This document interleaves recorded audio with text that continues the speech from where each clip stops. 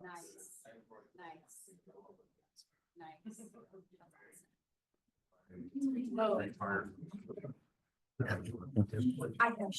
Nice. Good evening. At the January 15th, 2025 meeting of the San Mateo County Board of Education will come to order. As is our practice, this meeting will be recorded. I warmly welcome our Youth Commission Liaison, Bethany Zhao, joining the board at the dais. The board provides remote access for members of the public and welcomes community members joining in person and remotely. The board is following the requirements of Assembly Bill AB 2449, which enables remote participation by board members only under specific circumstances. We use simultaneous interpretation in Spanish for those attending virtually through the end of public comment. Translation will continue further into the meeting if people are utilizing the channel. Thank you to our interpreters, Ana Cruz and Kimberly Larios, for joining us remotely. For meeting attendees wishing to access the Spanish translation channel on Zoom, click on the interpretation button on the menu bar. We ask all speakers to be mindful of the Spanish interpretation and speak slowly and clearly. I ask board members to speak directly into the microphone and remind speakers wearing masks to remove their masks when speaking in order to be clearly heard by all attendees. Item 1B is the approval of the agenda. Is there a motion to approve the agenda? So move. Is there a second? Second. There is a motion to approve the agenda made by Trustee Gerard and a second by Trustee Benini. Is there any further discussion? All those in favor say aye. Aye. All those opposed say no. The motion passes with a unanimous vote of 7-0, and the agenda for tonight's meeting has been approved. Item 2 is public comment. Guidelines for public comment are available on the SMCOE website and in board docs, as well as on the table outside the boardroom in both English and Spanish. If there are speakers who require Spanish interpretation, our interpreters, Ms. Cruz and Ms. Larios, will interpret following each speaker's comments. At this time, members of the public may provide comment for topics not included on the approved agenda. The County Board of Education does not act upon any matter that has not been agendized, except under limited circumstances as permitted by law. It is the policy of the County Board to refer matters raised in this forum to the Superintendent for investigation and/or action where appropriate. Superintendent McGee, do we have any comments submitted prior to the meeting? We did not. Thank you. Speakers are invited to make live comment and have 3 minutes to speak. The board's executive assistant, Jennifer Perna, will keep the time and advise when the speaker has 30 seconds left. Please keep within the time limits.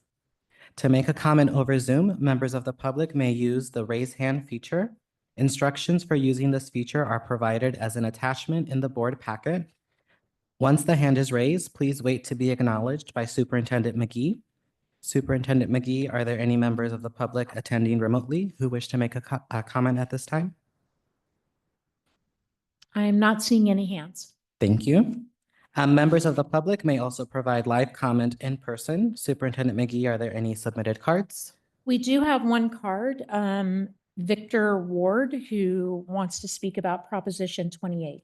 So Mr. Ward, the podium is all yours.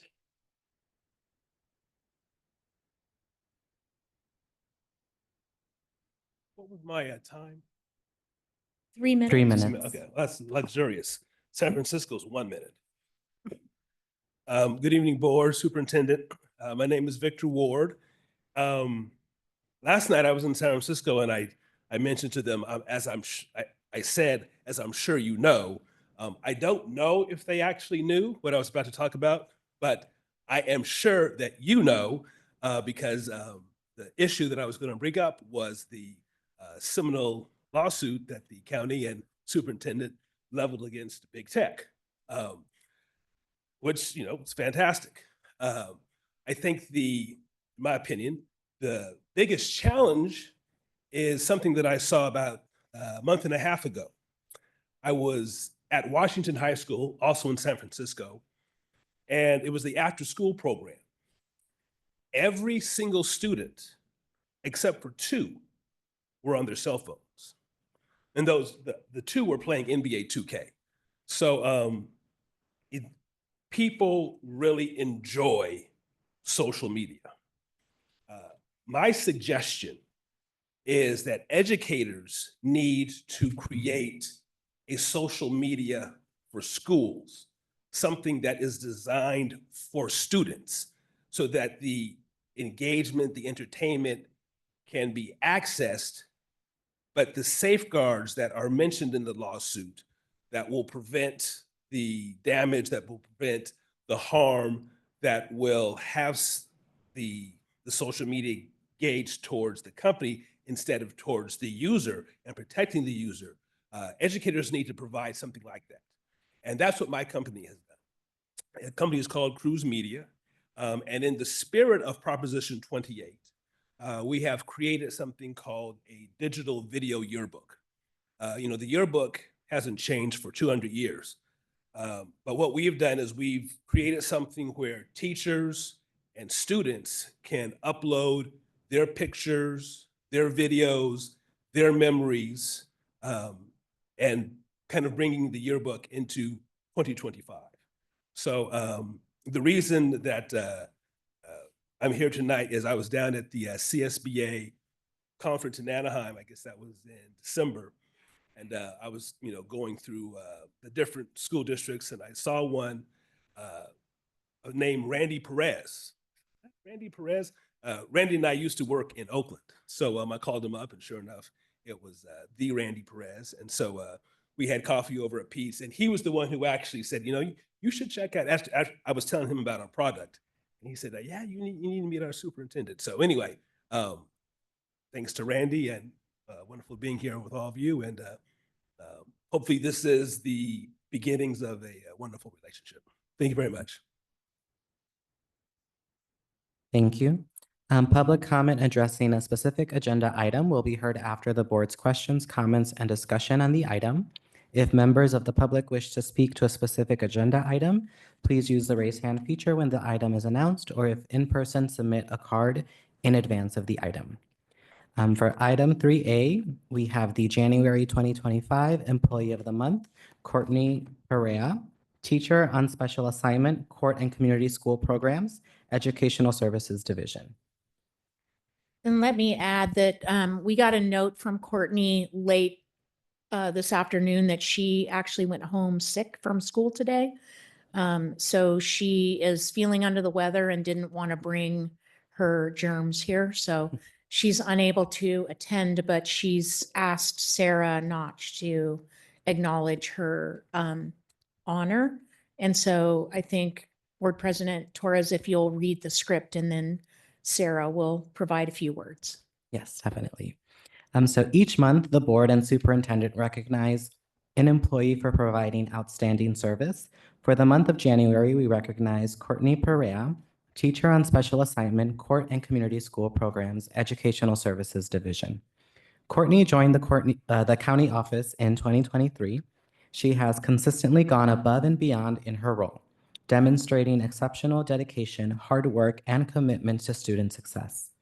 Over the past several months, Courtney has expertly balanced the demands of providing services at 2 different school locations, ensuring that students across both campuses receive the highest level of attention and support. Courtney works as part of an effective team that remains focused on a whole child approach to student supports. Courtney is the first one to point to her colleagues and the team for accomplishments. She is humble and laser focused on student outcomes. In addition to her work across locations, Courtney has played a pivotal role in delivering credit recovery services to students who are making up coursework. Current data demonstrates her success in positively supporting students to begin and finish courses even when the material becomes challenging. She has provided not only academic support, but also emotional encouragement, helping students stay motivated and on track to achieve their goals. The impacts have been tremendous, as many students have successfully recovered credits and are on the path to graduation. Courtney has also worked tirelessly to develop and implement individualized learning plans for students. This personalized approach ensures unique supports for students are easily identifiable for other teachers and has fostered an environment where students feel valued and understood. Through Through her unwavering dedication to our students and her exceptional work across multiple areas, Courtney exemplifies the qualities of the county office values in our staff. Her hard work and leadership are acknowledged, and we sincerely thank her for all her efforts. We are proud of our County Office of Education and are pleased to recognize Courtney Perea for her outstanding work. Congratulations to Courtney for being named Employee of the Month for January 2025.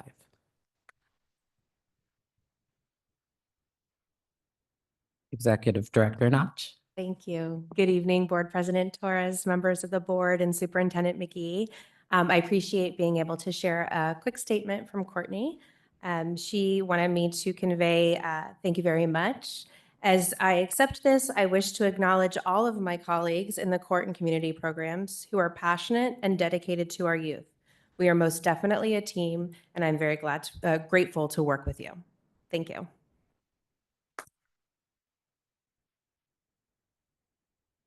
Thank you to Sarah and Courtney. We hope you feel better. For item 4A, Superintendent McGee will make a presentation for School Board Recognition Month. Superintendent McGee. Thank you. Give me 1 minute while I navigate my technology here.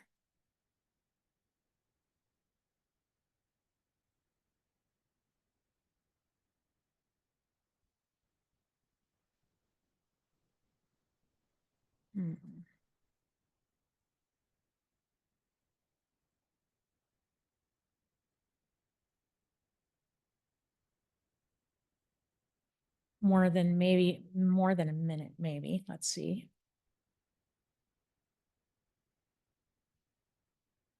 Here we go. Okay, so I am sharing. And we are at the end of my slideshow. Let's see here. That is not what I want to do.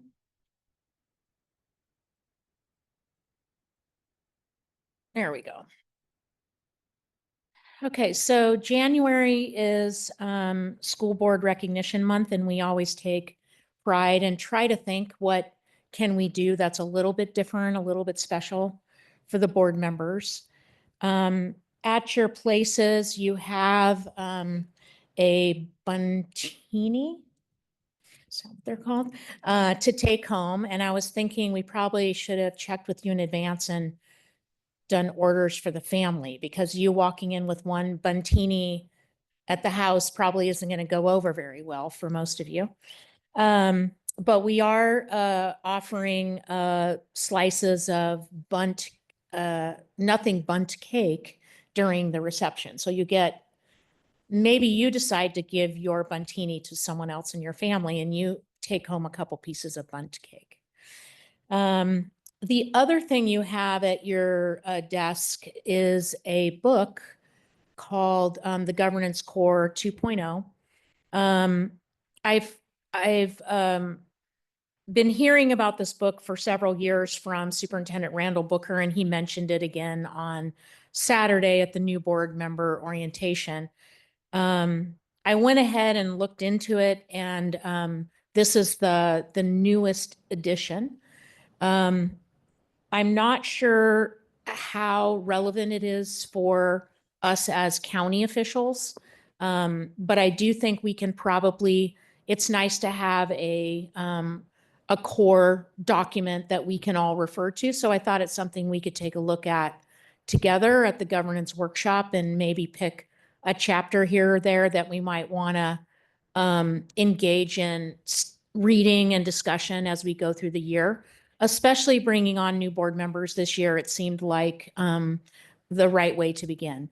And whether or not it's completely appropriate for a county board role, you do work very closely with school board members and you're in school board member association. So I don't think that all of it would be meaningless to you at all. And also maybe something you want to refer to other board members who are in districts who might be new or asking questions about how to proceed in their role. So that's our gift. It's not a gift. It is a professional development tool for all of you. And so hope that we can enjoy that together.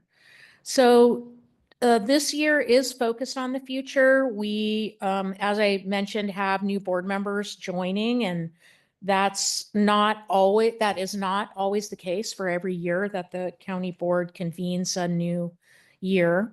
So we are looking ahead.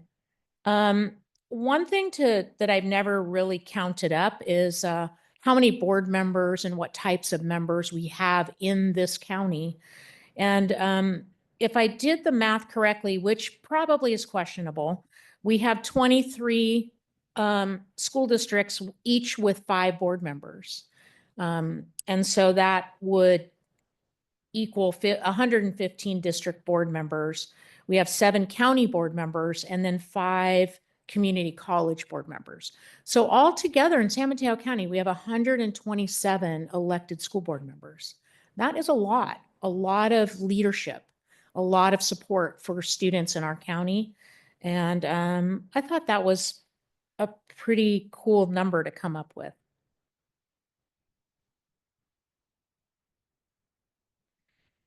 As you all know, your board responsibilities very well.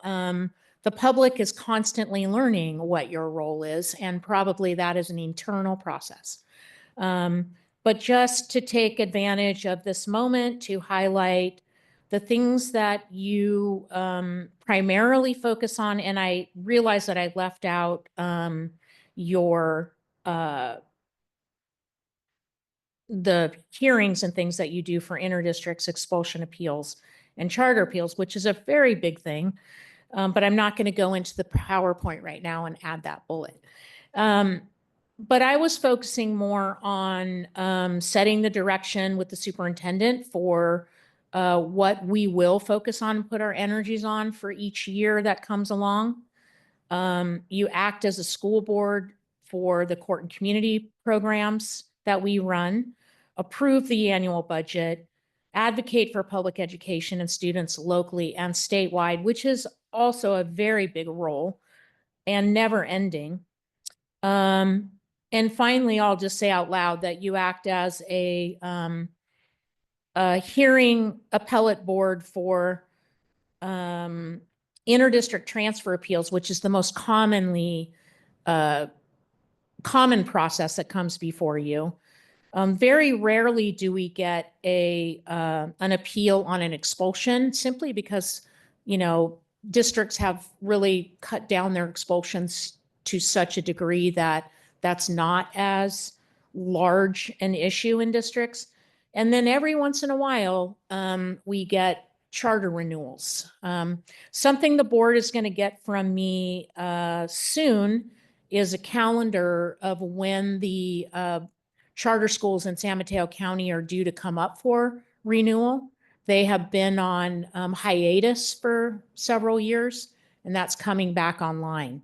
So our team is preparing for potentially having to support some of those renewal processes, and we'll get those on your board governance calendar or near that, a separate calendar as far as when the board renewals will happen.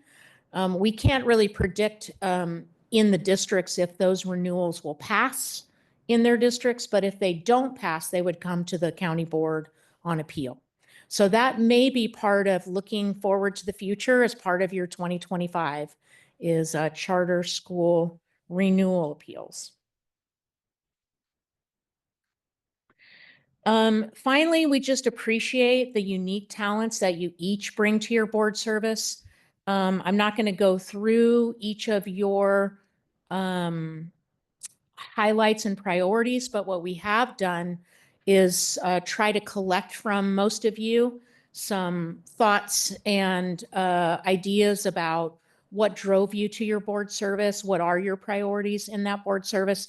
And through the rest of the month, we'll be featuring each of you on our social media channels with some of your own words about the ways in which you are leading from your county board seat. So thank you so much for all you do to support SMCOE. the tone you set, the actions you take do have an impact on the way in which our staff engages in discussion and thinks about problems, raises up priorities and supports the efforts of all of our staff and our school districts. So what you bring forward does channel through what we ultimately do here. Just wanted to make sure I didn't forget about mentioning the book. This is my little marker to remember to mention it. And also let the public see what the actual book is. And we'll see if we resonate with it and whether it becomes something that we like and want to reference through the year.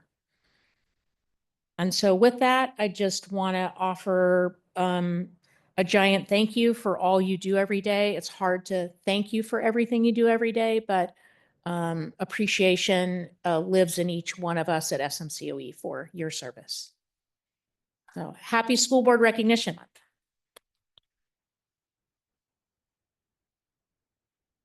Thank you, Superintendent McGee, for the gifts, for the bundt cake, and that amazing presentation. We do have a stellar team. For item 5A, the board will take a brief recess to celebrate School Board Recognition Month till midnight. How late are we going? I'm just kidding. Let's do 7:45. We'll do 20 minutes. Please, everyone is welcome to Nothing Bundt Cake.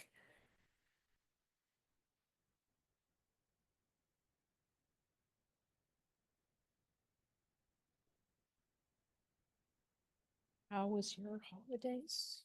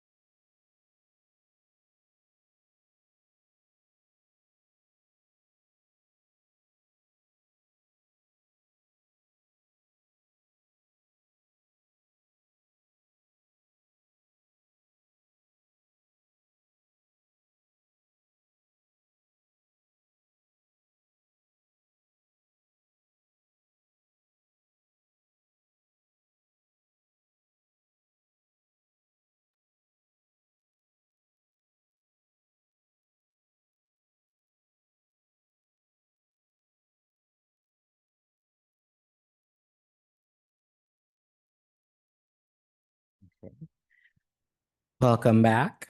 For item 6A, we have the introduction of David Rennie, Coordinator, District Improvement and Support, Educational Services Division. Coordinator Rennie, the floor is yours. Good evening, Board President Torres, members of the board, and Superintendent McGee. Carrying a tradition forward from my old school district, every time I made a presentation to the board or spoke with the board, I always open with a joke. So want to carry that tradition forward and just ask, why do crabs not give to charities? Because they're shellfish. And I apologize for our translators who may have a challenge with explaining that humor in a accurate translation. But hello, everyone. My name is Dr. David Rennie. I am the latest coordinator to be brought on to SMCOE for School District Improvement and Supports. And I am literally on my last few hours of day 8. So that is how new I am to the organization. And I'm joining from Pasadena Unified, where I do need to say that my heart is very much with those that are experiencing the Eaton fire. For those that are not aware, Pasadena Unified does serve Altadena, Sierra Madre, and Pasadena. And all of those are areas that I not only know of, but have personally walked in. My memory and heart is just there right now. So I just feel compelled to have to call that to the experience that I am also navigating. I relocated up to San Mateo because my other half, who is my heart, is now employed at a startup in San Francisco. And originally I was going to just stay down in the Southland and just kind of work there and finish out my contract. And this position just kind of was a perfect match. It really aligned very tightly with the coordinator for continuous improvement and data performance management role that I stepped out of. And I really am thrilled to be able to join San Mateo County office because it's a growth opportunity, but it's also an opportunity to broaden the impact that I can have by supporting not 23 school sites, but 23 school districts and more. And really, when looking at San Mateo and kind of gauging if it would be a fit, it also surprised me very much to see the support and improvement opportunities that are available and the mission and the vision of San Mateo County Office of Ed, because it really resonates with my why that has been the driver for my professional career for the past 23 years, which has been to be a positive influence that enables people to achieve things they thought otherwise not possible. And given that that's my personal why, and I can align that to the organizational why, the fit just seemed very much like a match made. And here I am. I applied for the position, and in 2.5 weeks, had a job offer in hand. And I am just thrilled to be able to be here and be the latest addition to the team and bring the wealth of knowledge of charter schools, compliance management, state and federal programs, LCAP review. I've pretty much worn every hat that you can except for HR. So for that, I'm just glad to be a generalist that can bring a wealth of knowledge here and experience. And thank you so much for the opportunity to introduce myself.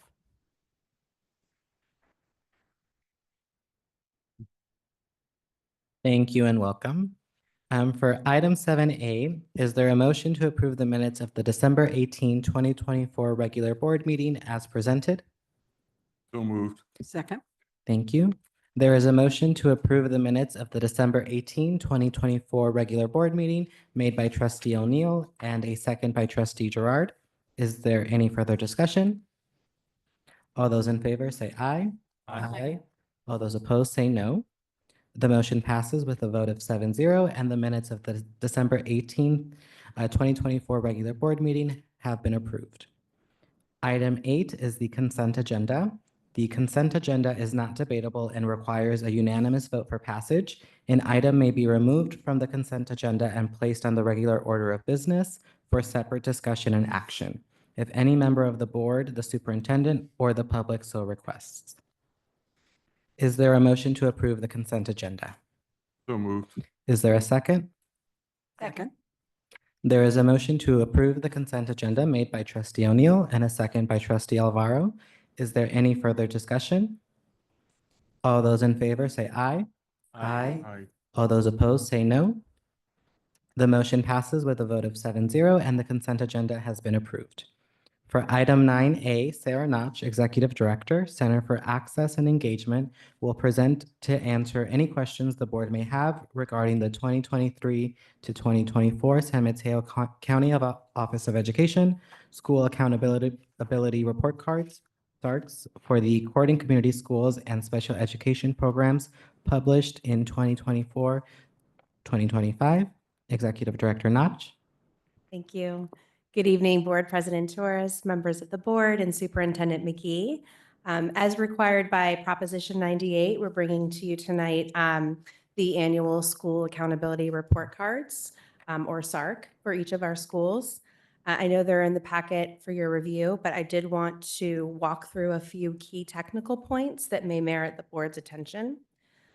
First, our enrollment figures, when you see those numbers, they reflect student counts as of our census day.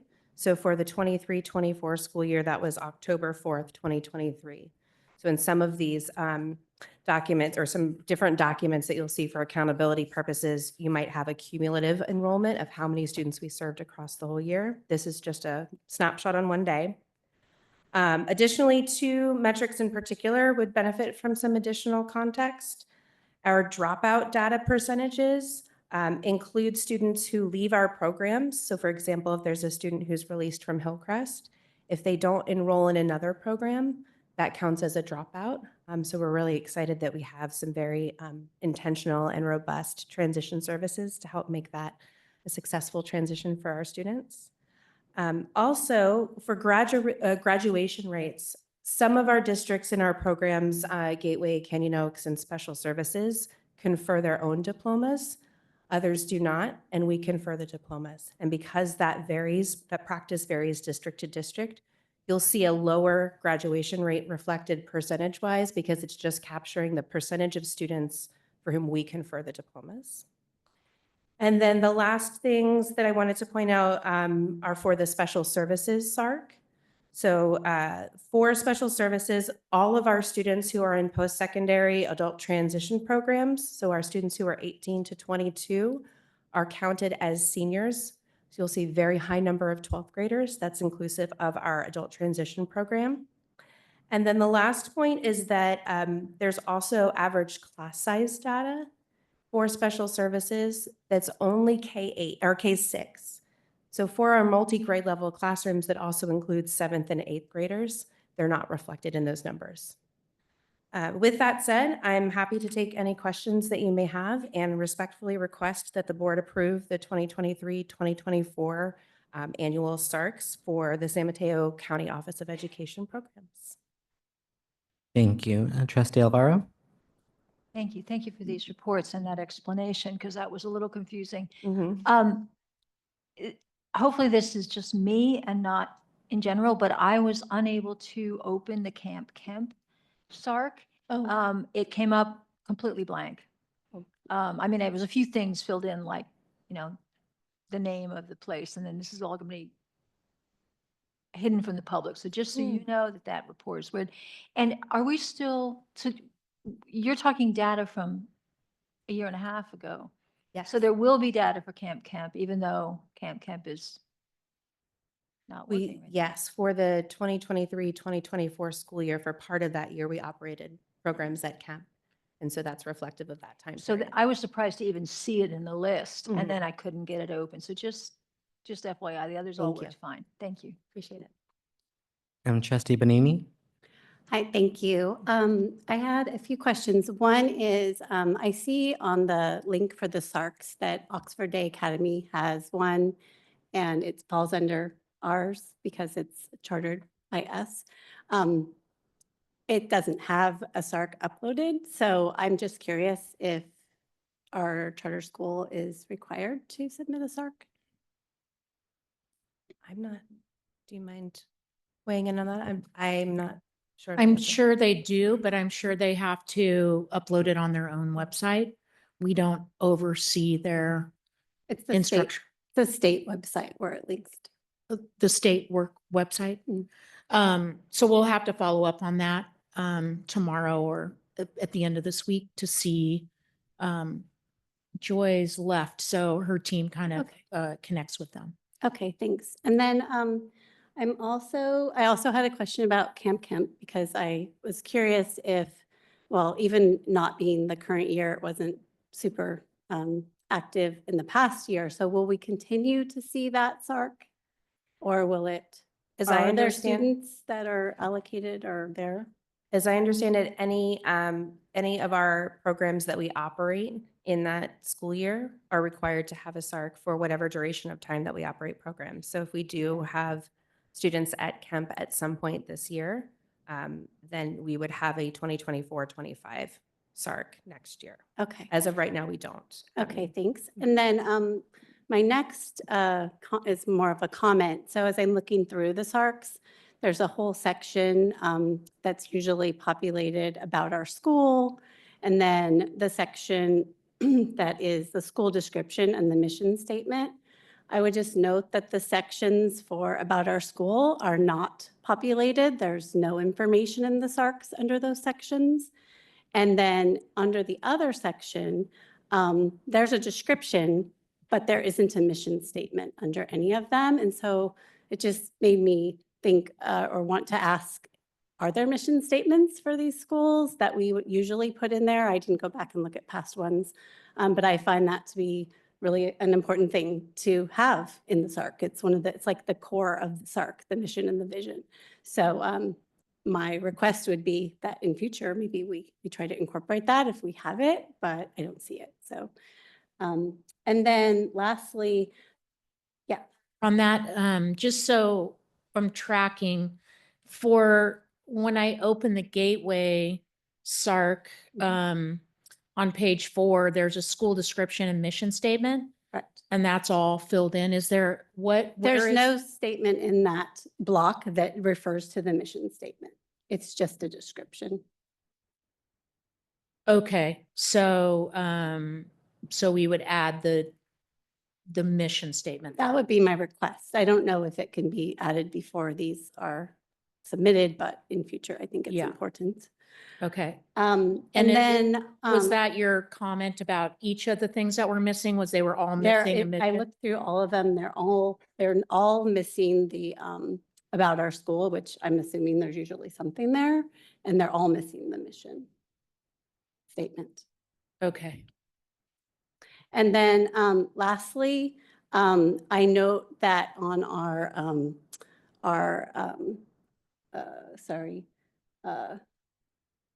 roster or our statement of different positions within the county office, that the principal listed is not the same as is listed in the SARC. So I'm wondering if you can provide some insight on that. Just one moment to navigate to that section.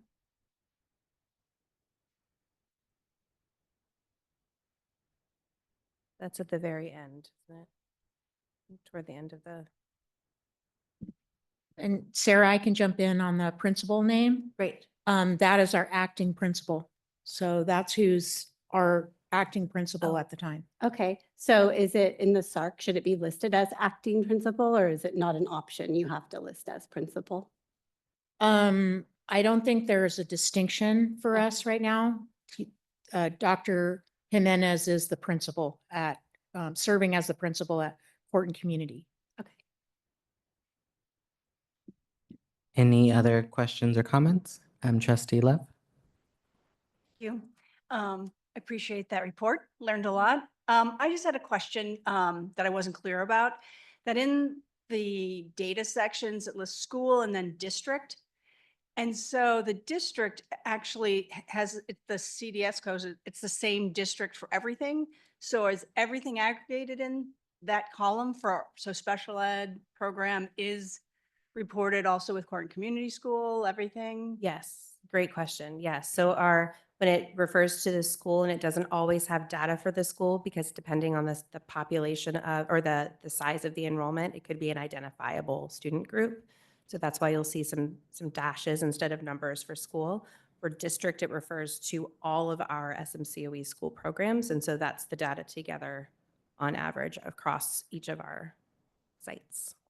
Thank you. Thank you. Liaison Zhao. Thank you very much for your presentation. I was just wondering what criteria you use to determine if a student is socioeconomically disadvantaged.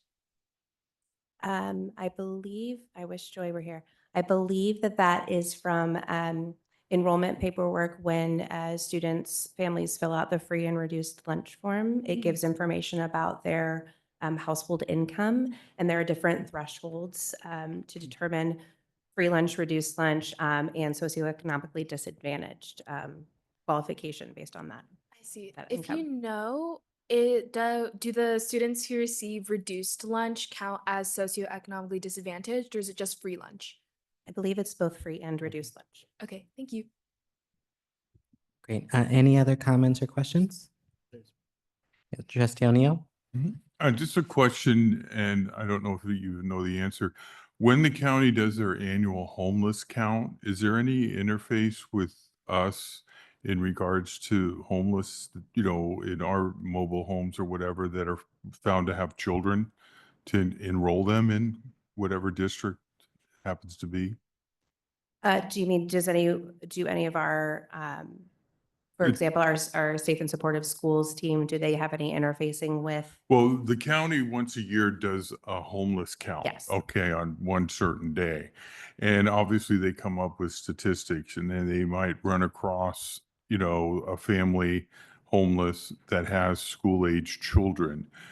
Is that handled so that they would be sent to one of our districts as appropriate? Or is there an interface there to find those kids? Thank you. I appreciate the clarification. Yes, we do have one of our coordinators in the Safe and Supportive Schools Department acts as a liaison and to help support districts with identifying and serving students who are identified as homeless in their boundary areas. And so there's support from the county office to assist districts in serving those students and ensuring that they're getting enrolled in all of the different program benefits that they're entitled to. May I add, I'm over here. We also work closely with our shelters, the shelters within the county, to ensure that the students that are in shelter or have been displaced, that they have access to their home school or the school where they were previously attending to minimize disruption to their education. So we also work closely with shelters. Okay, so is with the shelters or the 8 core agencies? Both. Both? Okay. All right. Thank you. Any other comments or questions? Are there any comments from the public? Oh, yes, go ahead. Sorry, I just thought of another one. Down in my day job, I'm have a lot of work with the farmers and stuff and down in San Mateo County, and there's the farm worker housing. Do we reach out to be sure we can get because some of those families, the people have been there for 20 years working on the farm and they've raised families and kids there. Is there any sort of interface or outreach with the farm workers? I don't know. The local districts actually, which would be La Honda, Pescadero, or Cabrillo, almost 100%. The local districts interface, and some of it's through groups like Alas Mm-hmm. and Puente. But yes, there is interface there. Okay. Thank you, Trustee Alvaro. Any other comments or questions? Any comments from the public?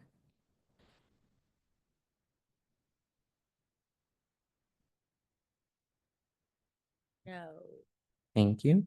Is there a motion to approve the 2023-2024 SMCOE SARCs for the court and community schools and special education programs? So moved. Is there a second? Second.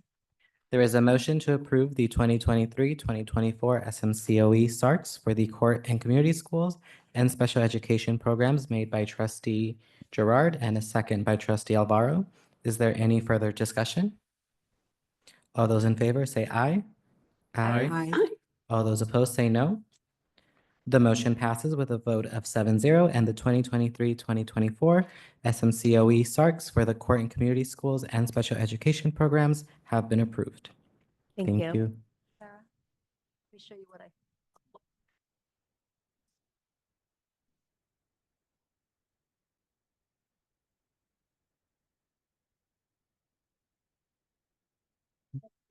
For item 10A, Manette Maneo, Executive Director, Internal Business Services, will introduce Sheldon Cavan, Certified Public Accountant and partner with the firm of Chavan and Associates LLP, who will present and comment on the 2023-2024 Fiscal Audit Report. Executive Director Maneo. Thank you. Good evening, Board President Torres, members of the board, Superintendent McGee. We are here to present our 23-24 fiscal audit report, and I am joined by Sheldon Chavan of Chavan and Associates, our independent auditors who audited our 23-24 fiscal reports. So I'll give the podium to Sheldon.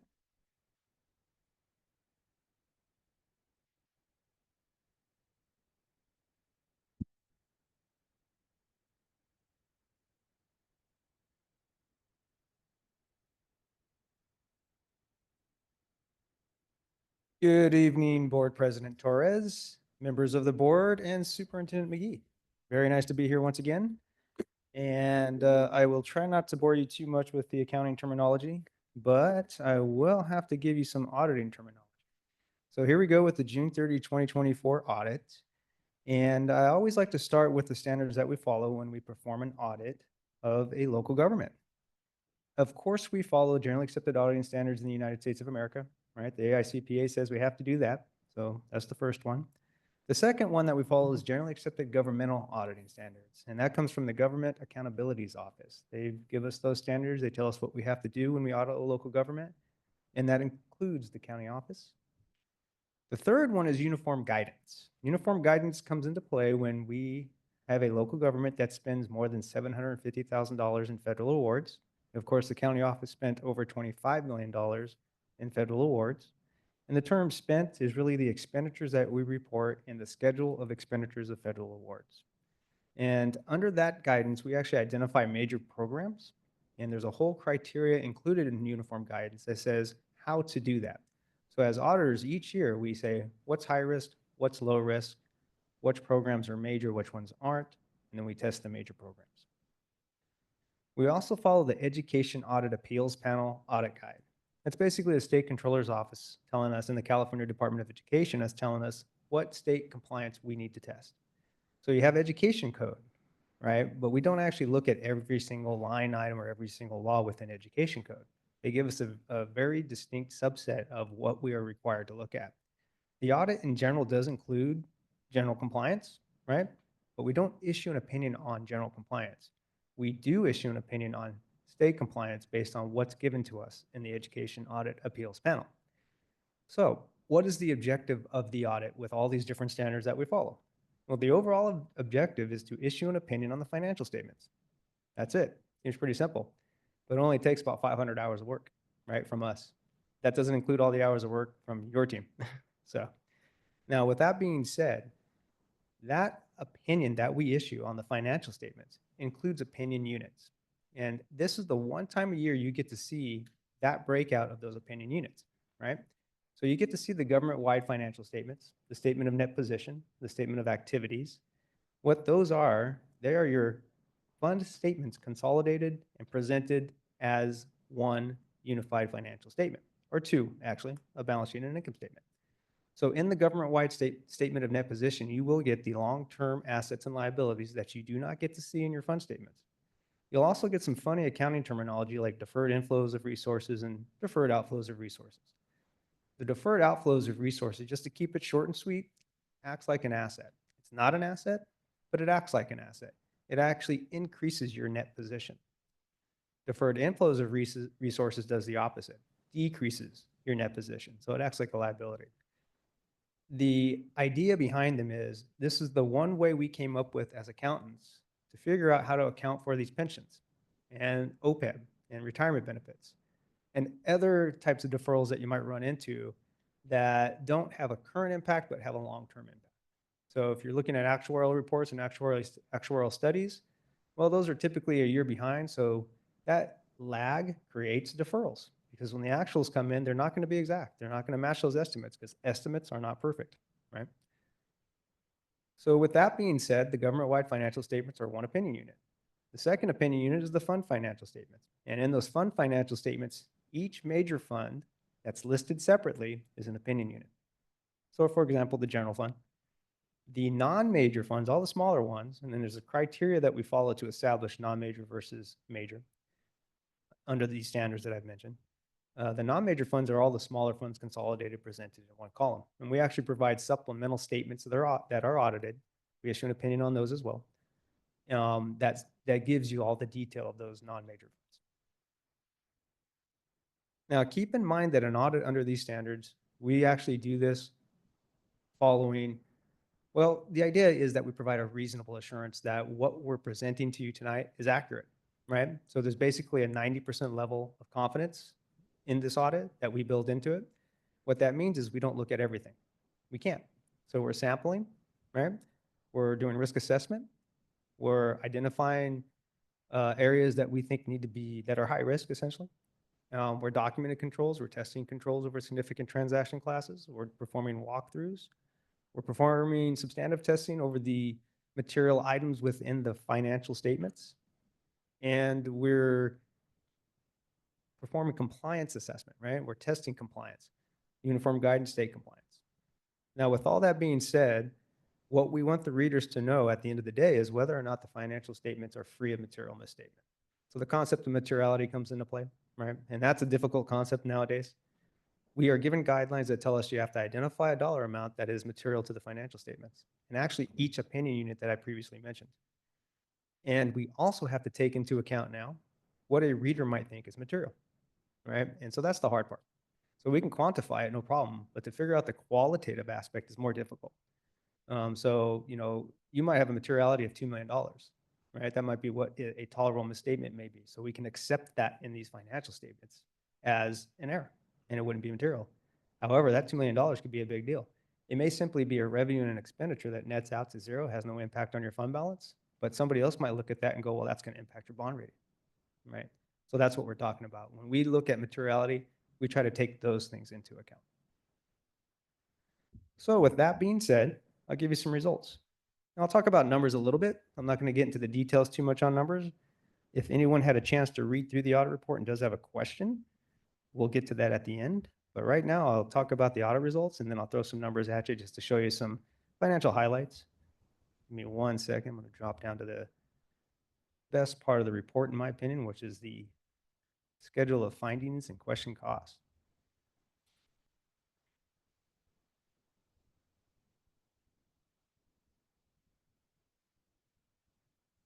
All right, so here we go.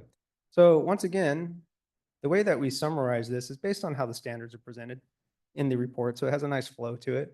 So the first thing I'm looking at is the results as it relates to the financial statements. So we issued an unmodified opinion on the financial statements, right? So I'm up here and I'm giving you a lot of information about different terminology, different standards that we follow. The ultimate goal is to issue an opinion on the financial statements. Well, how do you pass the audit? How do you know you passed the audit? Well, you know, if you get an unmodified opinion, you've passed the audit. So there you go, right? Now with a local government, county office, gets a little bit more detailed than that. But we'll go down the line here and we'll see what else we looked at. We did not find any material weaknesses over internal control. Let me say this better. In relation to internal controls over financial reporting, we did not find any material weaknesses, nor did we find any significant deficiencies. And we did not find any non-compliance material to the financial statements. In relation to the federal awards, no material weaknesses, no significant deficiencies. And the opinion on the schedule of expenditures of federal awards, we issue a separate opinion on that, is unmodified. And we did not have any findings in relation to the federal programs we tested. And for your reference, special education, again, was the major program that we tested. Hard to get away from that here.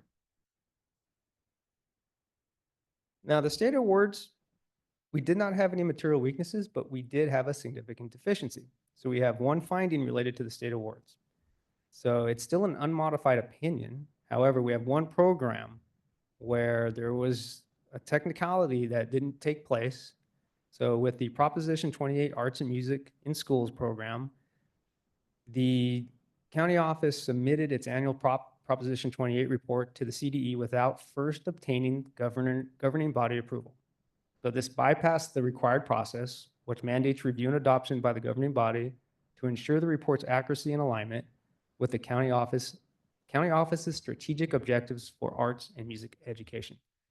So it's a really fine line technicality. This is a new program. The state hasn't been great at giving guidance on these newer programs.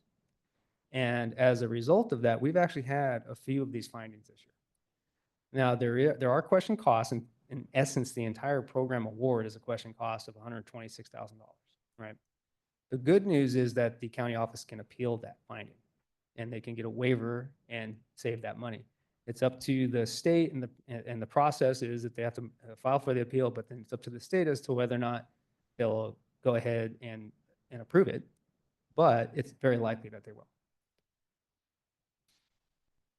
All right, those are the results. Now we'll throw some numbers out there for you, some financial highlights. We always want to talk about, give me 1 second here. We always want to talk about benefits. So other post-employment benefits did not change very much. Basically, it was par for the course from June 30, 23 to June 30, 2024. And the numbers that I did not write down, I don't remember. I usually do remember them. Let me give me 1 second. Throw those out there for you.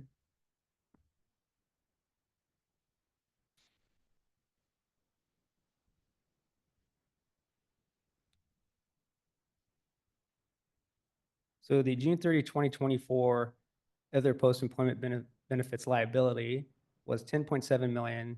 So it's a slight decrease from 11.4 million. And, you know, it's almost $700,000 or so there. So when you say slight, it's relative. In terms of net pension liability, it actually was a decrease this year. And the pensions have leveled out. We had the 1 year that was a little off where the pension liabilities decreased quite a bit because the investment returns were really good the prior year. So keep in mind it's a year behind. But everything leveled out. And if you look at the 10-year history now, which by the way, we're in the 10th year of GASB 68, which requires that reporting and the required supplementary information. So you now have a schedule in this report that shows you 10-year history of your contributions to STRS and PERS and your proportionate share of the net pension liability. So it's nice to look at that. But you can see the pension liability from 2015 to 24 goes pretty much straight up, right? Except for 1 year where it dips. So the last couple of years have been consistent, but it did decrease by about $6 million, and that was mostly from PERS. Net position, which is in the government-wide financial statements, that's your government-wide balance sheet, increased by $23 million. Revenue was up in the government-wide statement of activities, which is your income statement, by 12 million. Expenses were up by 16. The fund balance, now we're going back into the funds, increased by 20 million.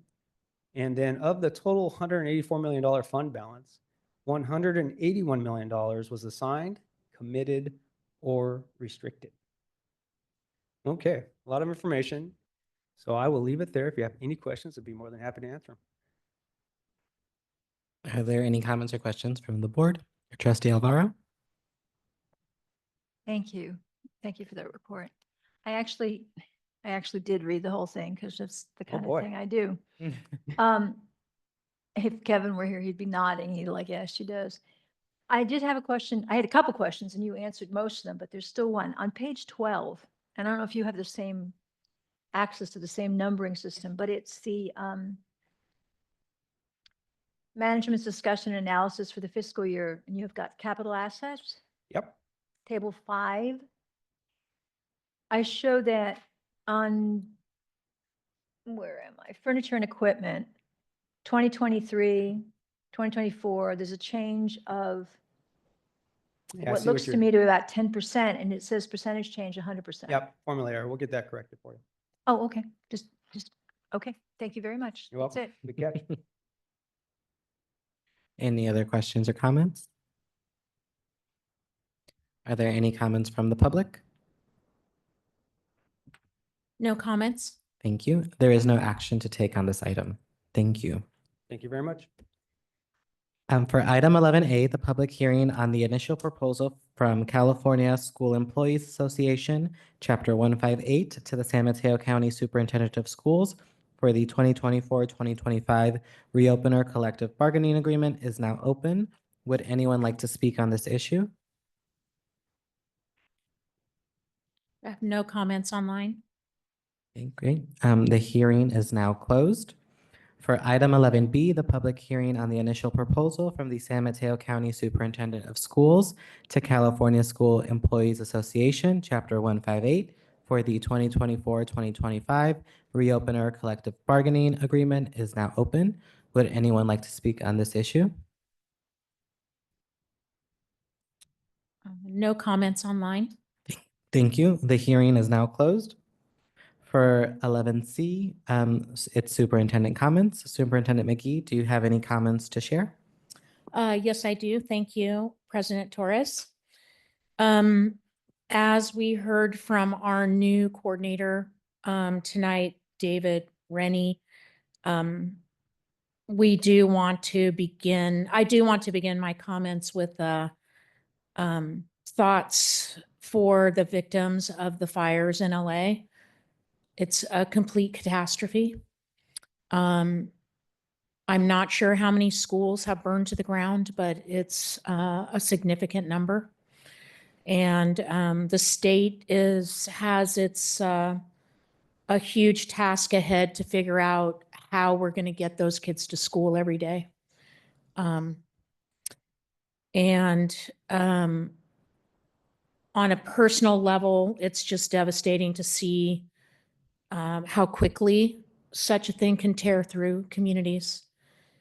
And on a global level, it just brings so close to the heart the impacts of climate change on our planet and the devastating effects that it's having on people who are our neighbors. People all over the world are suffering from this. And I'm proud of the County Office of Education here in San Mateo for leading efforts in this space, leading the state in this space. But it's going to take so much more to change the course that the planet is on.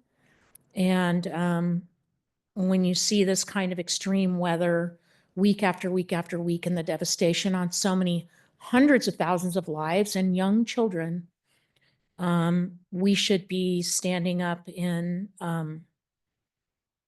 alarm. And it's just another one of those things in the world that's hard to process emotionally for one single human body. That's why it's going to take all of us together. Switching topics, it was really nice to attend a co-site event in tandem with Board Member Alvaro. We spoke tonight I spoke with Board Member Alvaro about how nice it was to be together at the thank you event for former board member Sophia Lane, who has served so capably for the Cabrillo Unified School District. And it was really nice to hear the wonderful words that Board Member Alvaro spoke in honor of Sophia and her service. My next topic is about a big transition that's happening tonight for the board and for the County Office of Education. In December, we welcomed a new board member, Patricia Love, who leaves the county office staff after 7 years as the executive director of strategy and communications. And it takes a while for that transition to happen, to kind of train your brain from being a staff member to a board member.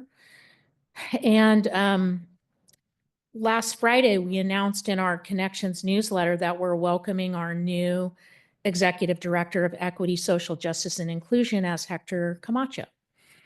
And so we're very thrilled about Hector doing the opposite switch as Patricia, coming from the board to county office staff to do this very important executive leadership role.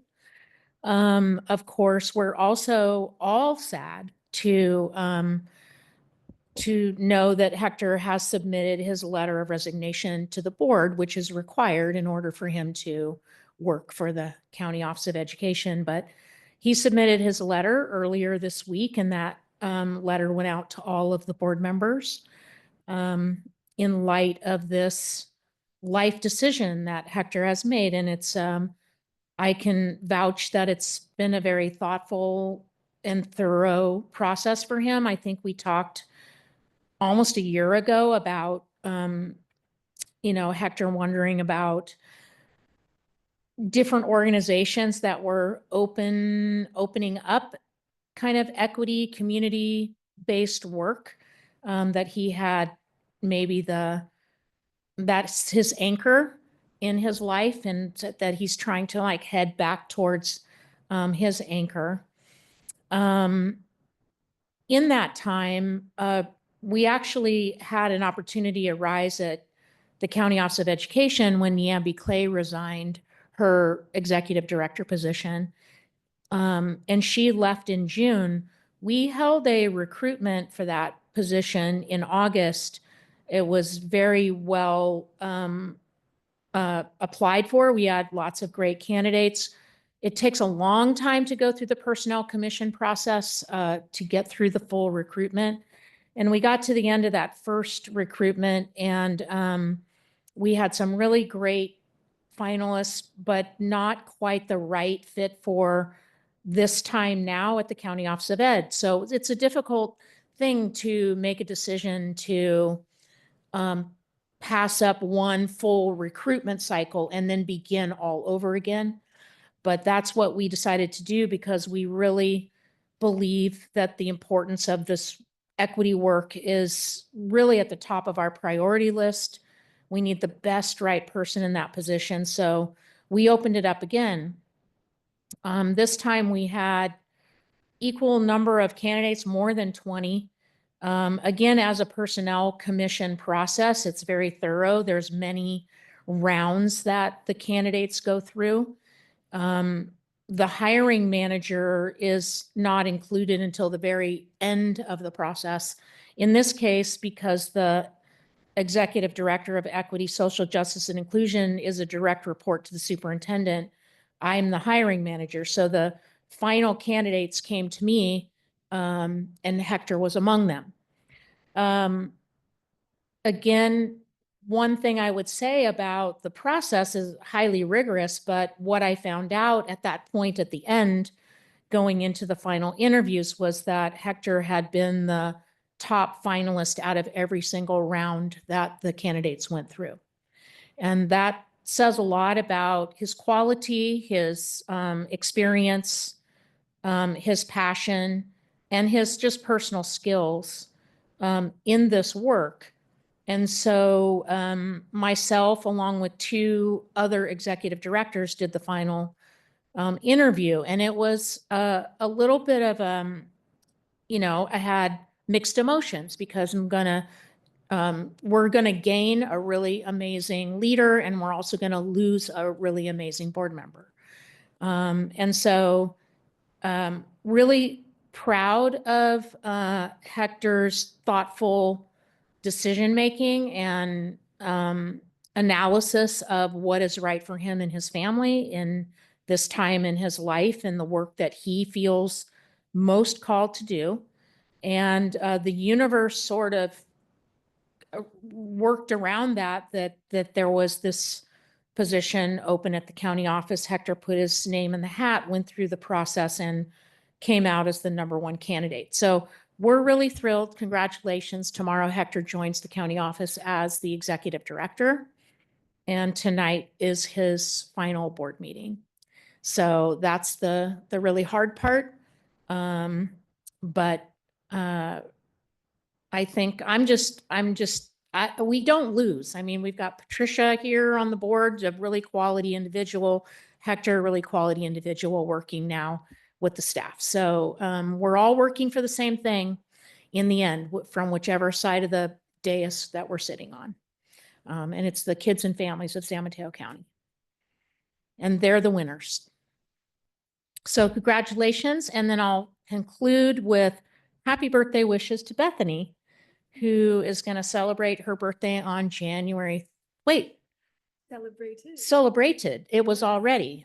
You celebrated on Monday, was your birthday, January 13th. So hope you did something fun. Bethany shared with me that she's completed her college applications, and it's quite a large number in which she submitted. So congratulations, and that concludes my comments. Thank you, Superintendent McGee.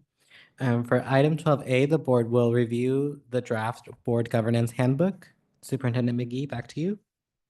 Yes, so in getting ready for the board governance workshop, which will be held on January 29th, and the I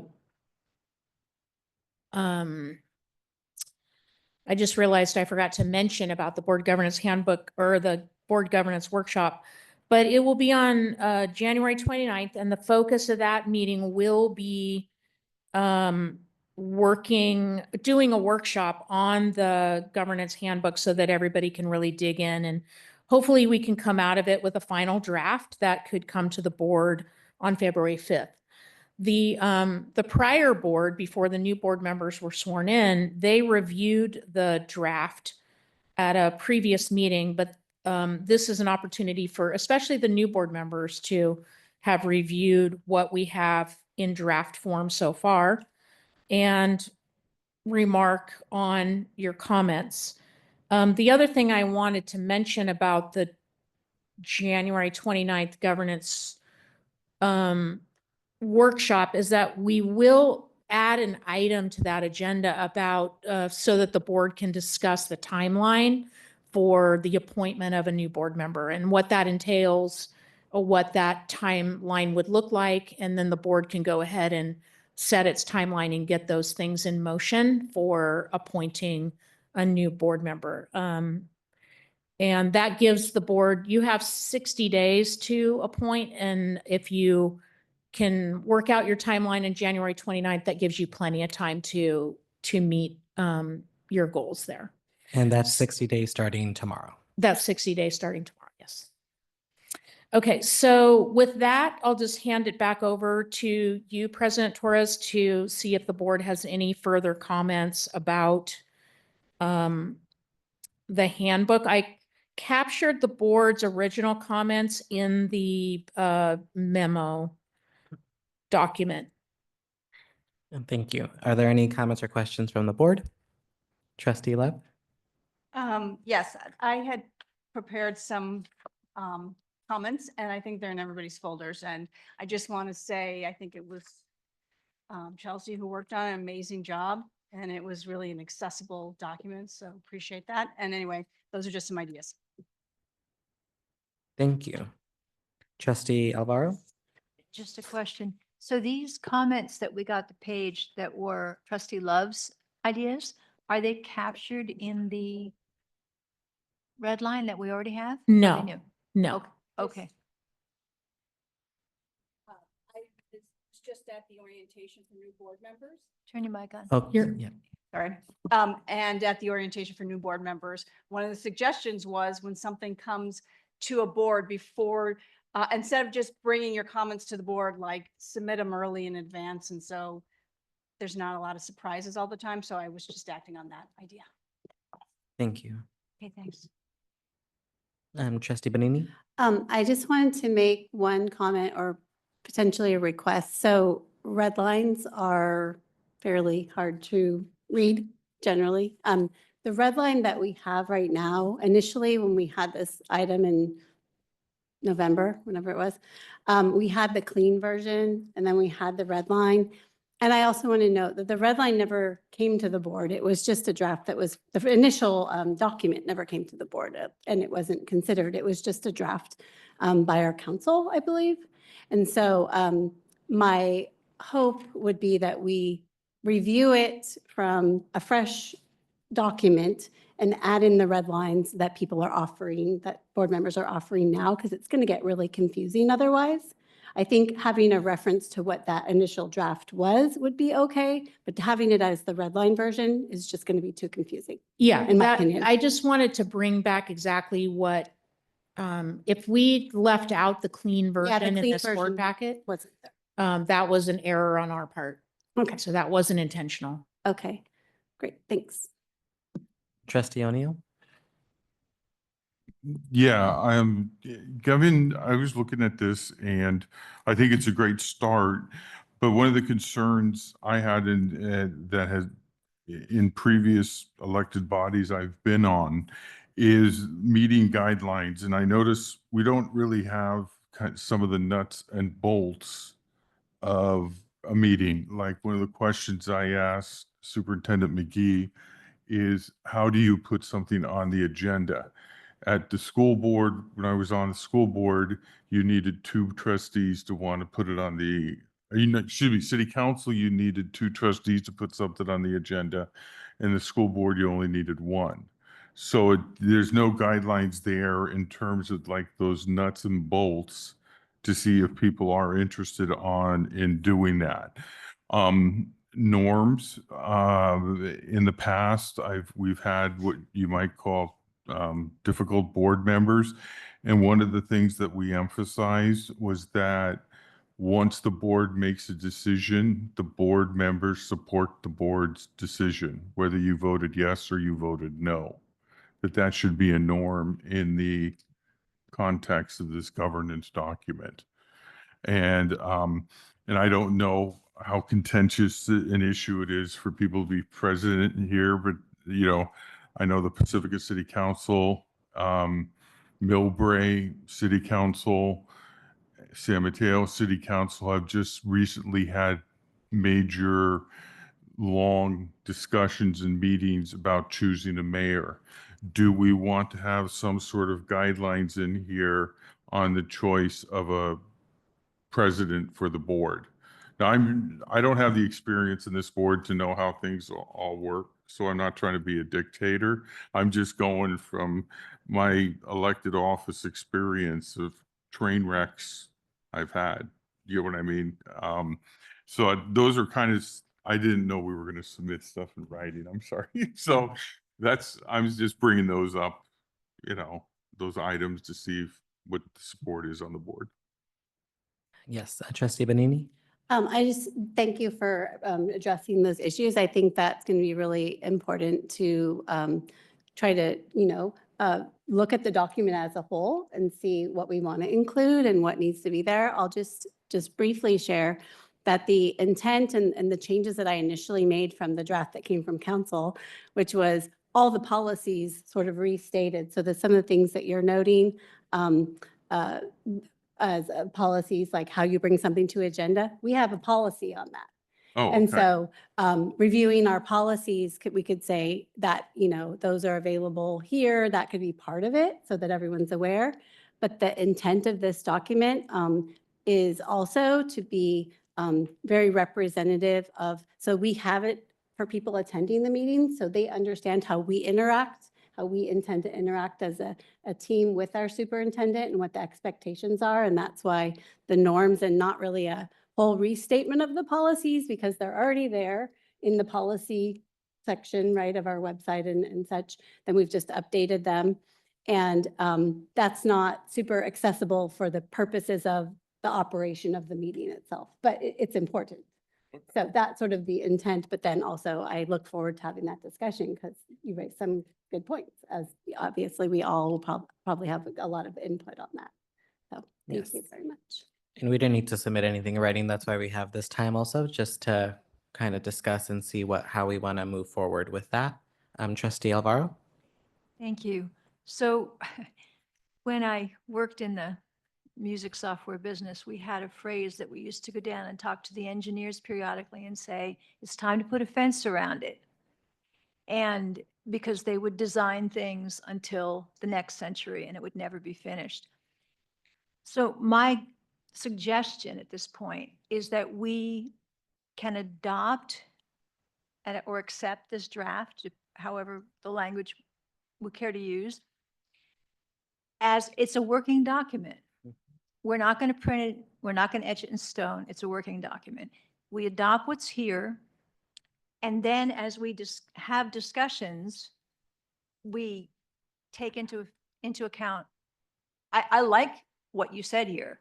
I just want to be able to put it in context and not have this take, 600 years of, oh, wait a minute, I had another idea, same thing with what your suggestions are.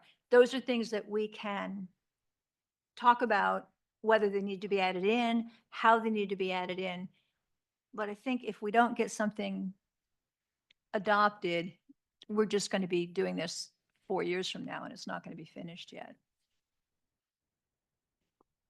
Any other questions or comments? Superintendent McGee, I think when we met back in December, you also mentioned you had other examples that you received. Yes. Would you be sharing those with us soon so we have something to compare it to? Yes, in the board memo, I actually linked one sample, which was the Jefferson Union High School District. But when we meet for the board governance workshop, we'll have several different models printed out for everybody. But I'm also going to kind of highlight the things out of those that seem relevant to what you guys have been asking for and following the discussion. So it wouldn't be expected that you read every single board governance document, but that there will be some things that we'll highlight that might be something you'd be interested in. Could we receive those ahead of time just to look at them? We don't need to have the highlighted version. We Yes. can look at that the day of, but I would like to be as prepared as possible. Yeah, we'll get that to you just like we do a regular board packet. Awesome. Thank you. Yeah. Trustee Gerard? Yes, and it might also be very helpful to our new board members to be able to have access to our board policies, being that they were just updated and a lot of the things that Trustee O'Neill was talking about are covered in our policies. So, because I think we were very particular in what we chose to make sure that we don't have a whole lot of train wrecks in our meetings. And I think looking at the policies might help. Yes. I appreciate the comments because, you know, I'm coming in kind of the caboose in this whole process. So I didn't know where the engineer was taking this train, you know? So, no, I understand where you're coming from in board policy versus like these type of things. So I appreciate the comments. I'm not trying to shove anything down anybody's throat or anything. Oh, no, I didn't take it that way at all, but we really worked hard we had a wonderful committee of Trustee Benini, Camacho, and Alvaro that have spent actually several years updating these policies and working on them so that we really had good reference points if something came up that there was disagreement on with the board. And it doesn't do any good to have policies if we don't look at them and use them. So, and there's no way in the world you would ever know that, what we have. But I just wanted to let you know that we do have them, and I think they're excellent. And they're all online, Yes. And they're online. linked through our website. Thank you. Any other questions or comments? Are there any comments from the public? No comments? Thank you. There is no action to take on this item. For item 12B, the board will discuss and act on the formation of an ad hoc school funding in San Mateo County Subcommittee. Superintendent McGee? Yes, so this is in, when I first met with Trustee O'Neill, he had the idea that there might be a subcommittee that could convene a conversation. Let me find the right cover memo here. With other board members in the county and superintendents potentially about, in general, school funding in San Mateo County. School funding for California is confusing for everybody, even board members, even superintendents. It gets complicated further when you live in a high-cost county like San Mateo County. Districts that are funded on the LCFF model receive the same amount of funding as every other LCFF district in California. The challenge is that when you're in a county like San Mateo, which is very high cost, those dollars do not go as far. Property is much more expensive. Teachers cannot afford to live in the communities. And essentially our LCFF districts in particular, and a few districts that flip back and forth between basic aid and LCFF year to year, really struggle to have stabilized financing. And so it's important as our districts try to solve these fiscal problems within their own communities, as they should, that they probably need more education and more discussion across county about what various ideas are. So the idea of this subcommittee would be to convene and facilitate conversations. The county office, business staff in particular, is prepared to support the effort. The memo makes it clear that county board members do not have any authority whatsoever to change funding laws or have any influence on how local county property tax dollars are distributed across the taxing agencies. But discussing good ideas and sharing challenges with legislators who can actually write legislation to make changes to potentially get us in a better place is a valuable effort on the part, would be a valuable effort on the part of the county board to simply facilitate a conversation. So I think that was the intention of the subcommittee. And I know some of you have had experiences in the past where it confuses the public that the county board can actually make changes and solve problems like this when they can't. But I think that as long as the subcommittee makes it clear at the opening of every single meeting that they would hold, that this is to convene and discuss and learn and innovate, that it could be a valuable effort countywide. So it's up to the board to discuss and decide from here. Before I go into questions and comments, Trustee O'Neill, would you like to add more to that at all? Sure. I mean, basically, having served on the Pacifica School Board for 14 years, we were constantly under the pressure of trying to recruit teachers, trying to pay salaries that were equitable or even livable for our staff. And the notion that a child in one city is worth more than a child in another city is kind of abhorrent to a lot of people. And I mean, when I talked to Superintendent McGee, she estimated there'd be probably 7 to 8 districts, which would be 30% of our districts are underfunded to this tune.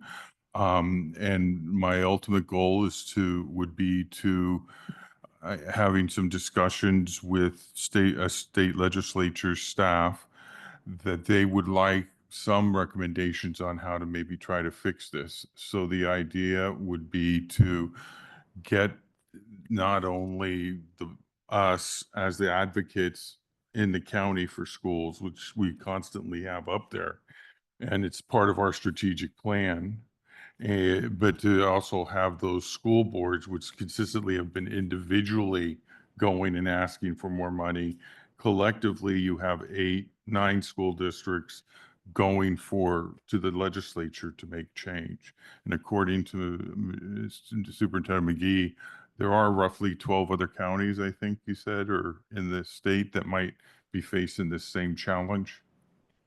So there are about 14 excess property tax counties in the state that are considered high cost counties. That's why they have excess property taxes, because of their high property value. And so that, of course, is also has been a topic of discussion with the county board for many years about how that can potentially be part of a solution. But so that's kind of a separate issue, but also could be part of some solutionary thinking. Thank you for the additional context and information. I will now open it up to discussion for questions or comments? Trustee Benini? I have a couple of comments. First, I think it's a really important issue. I think we've been, all of us, trying to focus on this issue and advocate superintendent, the board for years because it's, and also the San Mateo County School Boards Association in our work on the legislative front, because there is clear inequity amongst the districts. One example of the work, I think, is the work of the county office where there's an equity, is it called a matrix or something like that, Superintendent McGee? The equity index. Where when we do different work, I don't know how to describe it exactly, but we sort of understand the challenges of certain districts versus other districts. And I think that it's a huge issue. What I would say is that I would definitely love us to work on this more intently in terms of a focus. And I would note that we have a lot of committees, and our legislative committee has been relatively inactive for the last couple of years, to be honest, because there's been a lot of other things going on. So my comment would be that we potentially, if it's a passion of certain members of our board to really focus on this, that it might be, rather than forming a new committee, that it be rolled in and be a project of the legislative committee, which we already have. And then if you're interested, those board members who are interested in serving on that committee and doing work that's related to this, it could be a project of that committee rather than forming a completely separate committee because we have so many. So that's my comment and my thoughts on it. Thank you. Trustee Lev? Yeah, I want to commend Trustee O'Neill for bringing this up. Having campaigned, this is a big issue and it's on everybody's mind. It came up at the orientation, the same sort of shock that a lot of new trustees had about like, how do you guys still think this is okay? Like, why is this always okay that the districts are funded so differently? And so there is motion and interest behind that. I would just think on this, if it's a subcommittee or if it's part of the legislative committee, there's a couple things to look at with that. One is at CSBA meeting, there was discussion by the legislature on potentially looking at regional differentials. So they knew it was going to be kind of controversial, but possibly that was something they're going to look at. If you're a high cost area, maybe that the LCFF numbers would be addressed. So I think that's something we, this committee or this group should really look at and really put forward and support and say yes and get behind it and get our legislators behind it, since it's like a door that has opened. We also have in the strategic plan creating a fund, an education fund. I think that's for the county. I think that's another really interesting thing. I did ask at the last meeting, Deputy Superintendent Boltema about, is it even possible for the county office to seed that or be part of it? And then we work as a board and with the county superintendent and staff to potentially raise money for this fund that could be used to help with projects. So I think there's a lot of opportunities in this funding area, and I commend you again. And possibly that does become part of the legislative committee if it becomes too much to have another committee. It's an interesting idea too. Thank you. Trustee O'Neill? Sorry, City Council, we kind of just grabbed the microphone. I'm sorry. See, but ultimately, as a board trustee, I appreciate wanting to have an education foundation or whatever in the county. Okay, I know the county library system just started one. They could probably be an excellent example to follow. But I, as a trustee, would never want to sign a labor contract dependent on a nonprofit raising the money to pay the salaries. And as one statistic I saw, that if you use Fresno as $1, in order to have the same lifestyle for a teacher in San Mateo County, you would need $1.86. Okay, not the dollar. So I appreciate but ultimately what the goal would be for this committee to accomplish, you would need the legislative committee to lobby the legislature. We have 3 assembly people in this county and 1 senator in this county, you know, to lobby, to carry the torch forward. And then, of course, we would ally ourselves with the 14 other counties if they have the same issue. So if the board feels we need to go with the legislative, I'm certainly, you know, open to that. I just look to the goal of getting this on the table. But the thing I would like to say is the lower funded districts have not had, I was on the school board in Pacifica 14 years. I did not know who was our representative on the county board. They never once came to our meeting. There was no advocacy that I was aware of in the 14 years. And I think this having a low-funded subcommittee would give assurances to those 7 or 8 districts that there is an advocate in the County Board of Education for them and for their kids. Trustee Gerard? Yes, actually, I was the representative for Pacifica for many years, and I did attend several Pacifica school board meetings. And I even asked to speak, and I was not allowed to be put on the agenda. So Who was I was there from 1998 to obviously 2012. don't remember Yeah. who the president was, or even who the superintendent was at the time. But I know that I attended probably 5 over the years. I'm not going to Right. say, you know, over the years meetings. And I was only allowed to speak at 1. I'm sorry for that because So I'm just kind of, you know, Yeah. I just want you to know that we did care. And I was very involved with the Pacifica, with my children. And even though we live in Daly City, I live right on West Line Drive, right on the border. And my children attended high school in Pacifica and swam on the Pacifica Sea Lions and blah, blah, blah, blah, blah. I have to admit, I think I do remember your name on my ballot. I'm just saying, Yeah. I was there, maybe not. Well, a you know lot, what? but I As a was former there. member, I would apologize that you were not allowed to speak because I think they should have. I And was told there was not enough room on the agenda.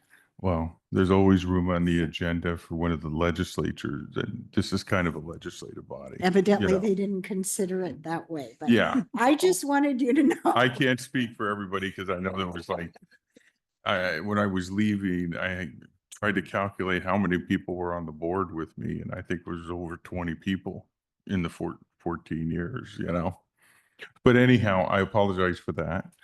But I do think having something called low funded, low wealth, whatever name you want to call it, would definitely make those districts feel recognized that there is an advocate for them. I think If you we want to agreed go on- legislative, I'm okay with that. Yeah, too. I think we agreed on school funding just as a general broad concept to. work Yeah, with. the problem with low funded is that it's not gonna get traction at the state level because the LCFF formula is set for the state.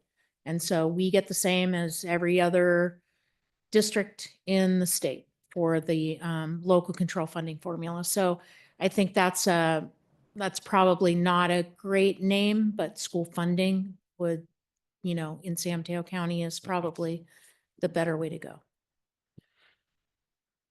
I just wanted, yes. Oh, yes, Trustee Alvaro. Thank you. I understand you're passionate about this, and it's something that I think we're all pretty concerned about and have talked to our legislators over the years. The old pounding your head against the wall feeling, but it doesn't go away. I'm wondering if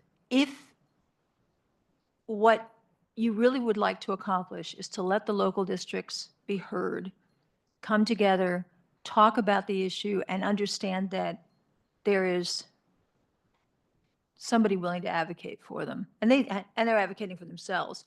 The fact that CSBA is also working on it if having this be a project of the legislative committee and perhaps do a series of outreach meetings without having yet another subcommittee.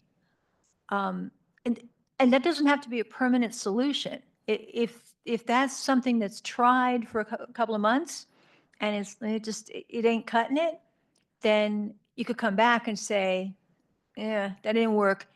Please, can we have a subcommittee? Because we don't do these subcommittees for like a whole year. This is a reorg meeting. But if somebody has a great idea in 3 weeks, they can come before the board and say, I have a great idea.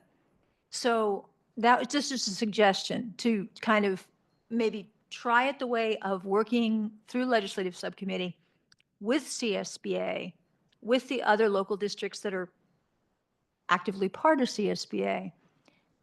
And then just seeing how that goes for a little while, rather than making another subcommittee, because I look at it myself and I think I'm not going to volunteer for that. I just kind of, hit my limit on subcommittees. So that means that I'm not going to do it. He's not going to do it. I mean, so I'm just a suggestion.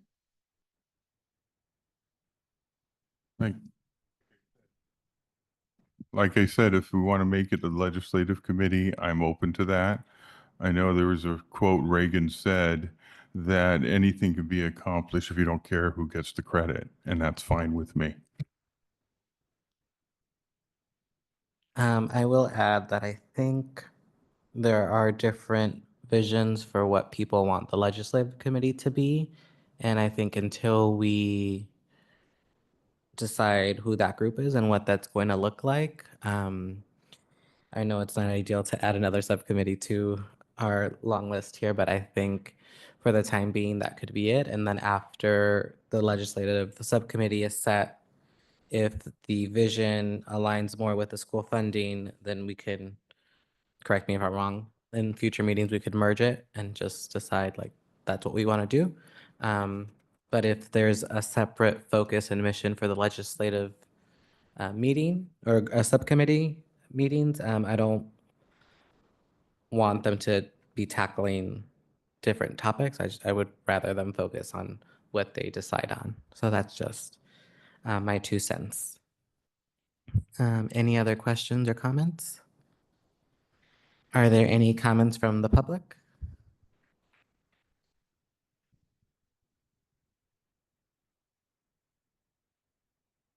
No comments? So I guess I make a motion now. Oh, yeah. Is there a So, vote? I need to ask first. Oh, sorry.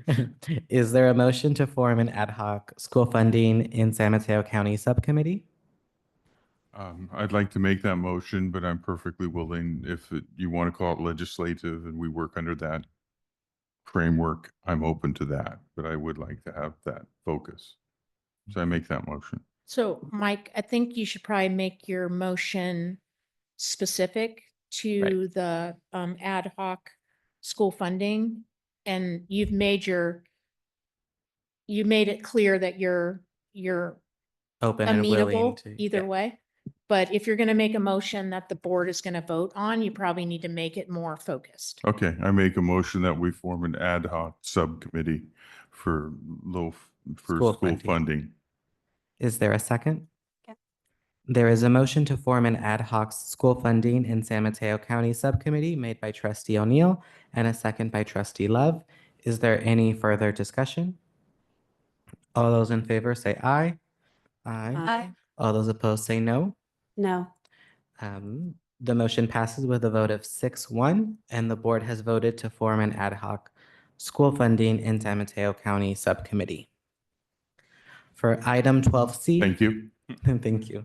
For item 12C, following the regular practice of making annual subcommittee assignments, at its January meeting, board members will select assignments to board subcommittees for 2025. I now invite the board to discuss which subcommittees they are interested on serving on. Everyone has a blank worksheet in their red folders for reference, and then I generated a draft based on input from all of the board members except for trustee Camacho, for obvious reasons. And to that end, just a note that you are down one board member. So if you don't fill every subcommittee, know that you'll be going full strength and having one more person to add sometime in the next 60 days. So are we able, if there is a vacancy, just list it as trustee area 3, and then once they join, we kind of make them join those committees? You could leave it, you could leave it blank, or you could assign it. Yeah, I mean, I think I- as board president, you have the ability to. I think we have a rule that if you're not here to defend yourself, you get put on a Oh, subcommittee. well, yeah, I'm there's pretty that I'm rule pretty sure also. that's in the bylaws. And any concerns, they can just blame trustee Camacho. I was just Or- gonna say, you do want another colleague, don't you? I would leave them off for now. Yes, so for the draft that I made, again, it was just going off input based on everyone's feedback. There were some committees where there was multiple interest. But I, based on what I thought would be best is what I put, but I'm open to any discussion on any subcommittee. Would anyone like to start? Yes. I just have a suggestion, maybe just go through them one by one, and then people can give comments on whether they're interested. Perfect, thank or you. However you want to do it. Yeah, I think that's great.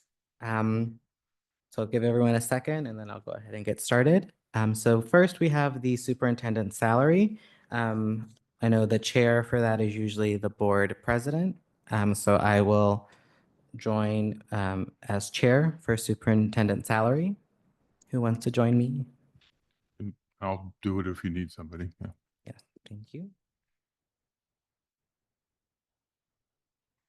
And we have Vice President Gerard. Up next, we have the Interdistrict Attendance Appeal. I was thinking if Beverly would like to stay as chair and then have a trustee Benini and trustee Lev as board members for that. I'm fine with that. We're in the process already of reviewing the handbook, so it would be great to keep Bev and I working on it, and then that would be great to have trustee Love join. Yes, perfect. I was originally on that, but I gave you that. So perfect, even better. Up next, we have the YMCA partnership. I have trustee Alvaro as the chair, along with myself and Mr. O'Neill. Fine. Yay, you guys are making this very easy. I love it. Bless you.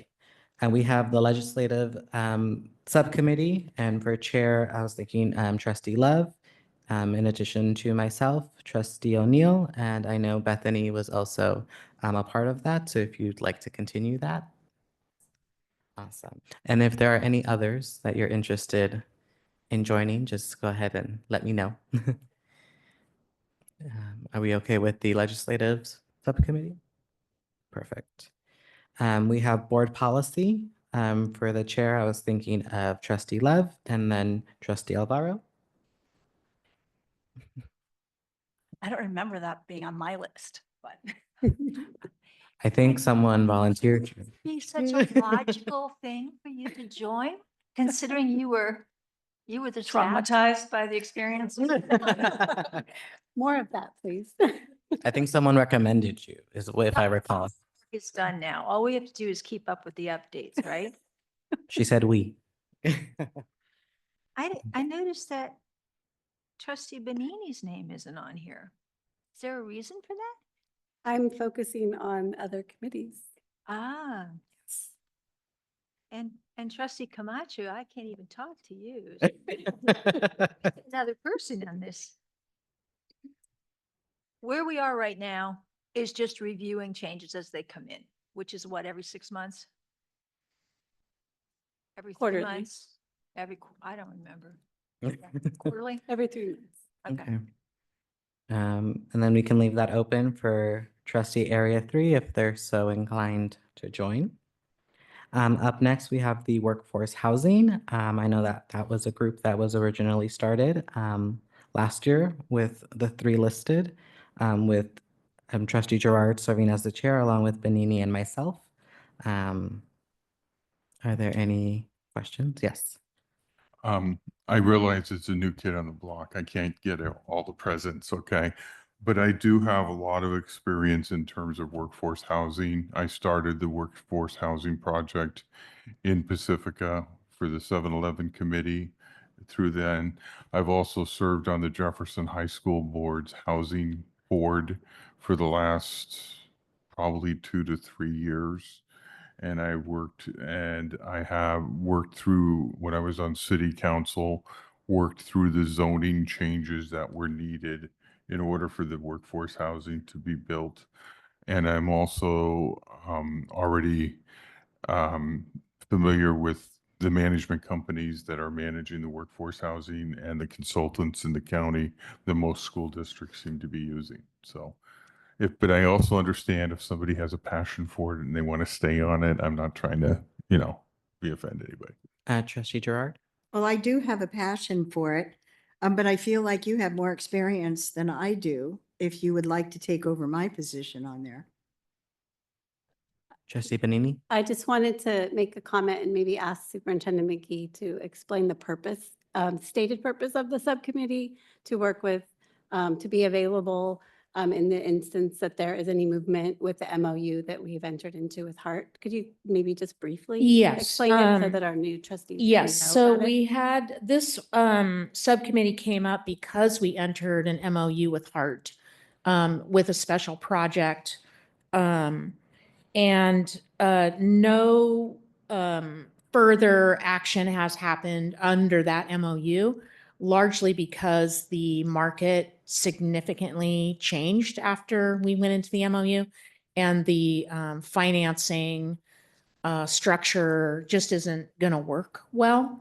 I do sit on the Hart board, and there is a new idea that the county board could participate in, that we're waiting for this workforce housing committee to get reset, and then we'll meet with them to update on what a new direction could be under this sort of an iteration of the original idea. So I do expect there will be some meetings and some discussion this year based on the partnership with Hart. Thank you. Thank you. So what would you like to do? I will yield to whatever decision's made by one of the existing board members. So I'm not going to push anybody off, but I just, did have an interest in it. That's all. Well, to be perfectly honest with you, I would like to see, since I've been on this and work through the first part of it, to see what the second part is. And then maybe if a change needs to be made, we can always do that. Is that okay? That's fine. Thank you. Yeah, Okay. I think because the work that we've started hasn't been completed yet or haven't been moved on to the next steps, I think we just want to see that through once we form that. Any ultimate decision comes back to the full board anyway, so the full board will have to work through any kind of changes to agreement or any kinds of investment that we would put into it. Right. So everything does come back to the board. So I think I will leave that one as is. And then I will move on to Gateway with Trustee Benini serving as the chair, in addition with Trustee Gerard and myself. Any comments about the Gateway Subcommittee? Okay. And then since we approved the school funding in San Mateo County, I would assume Trustee O'Neill, you would like to chair that subcommittee? Sure. Thank you. And then anyone willing to join this new subcommittee?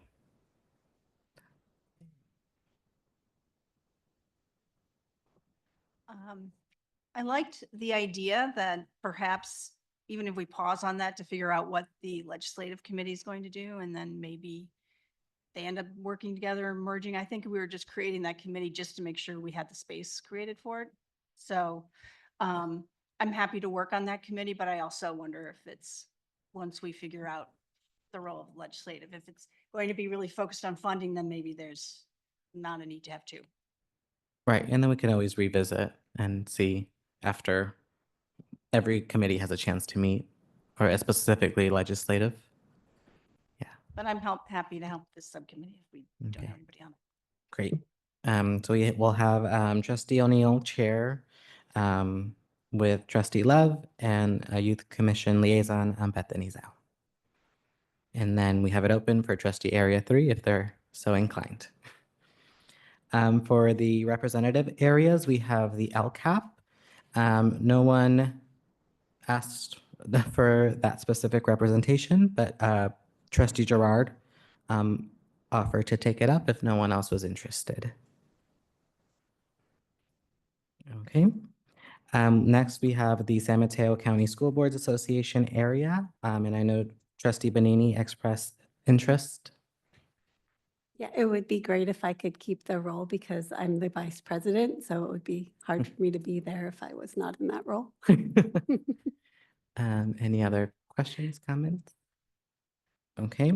Next, we have the County Committee on School District Organizations, and Trustee Love expressed interest there. For the Coalition for Safe Schools and Communities, Trustee Love and Trustee Gerard expressed their interest in doing that one. For the Big Lift, I would like to stay on, and Trustee Gerard agreed to join me. A change that I would like for the SELPA, there is currently one representative. I know special education holds a special place in the hearts of Trustee Bonini and myself as parents and educators and administrators.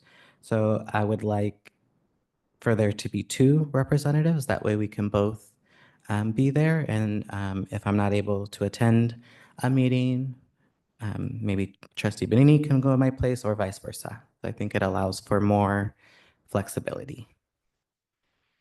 And then lastly, we have the liaison to the SMCOE's environmental and sustainability programs with our Youth Commission liaison, Bethany Zhao. Awesome. Now that we've run through everything, any final thoughts, questions, comments, concerns? Okay. Let me find my spot. Are there any comments from the public? No comments? Thank you. Is there a motion to approve the 2025 board subcommittee assignments? So move. Second. Thank you. There is a motion to approve the 2025 board subcommittee assignments made by Trustee Gerard and a second by Trustee Alvaro. Is there any further discussion? All those in favor say aye. Aye. All those opposed say no. The motion passes with a vote of 7-0, and the 2025 board subcommittee assignments have been approved. For item 12D, when an ad hoc subcommittee meets or a representative attends a meeting related to their given assignment, board members may choose to bring a report to the board at this time. Would any board members like to report out? Okay.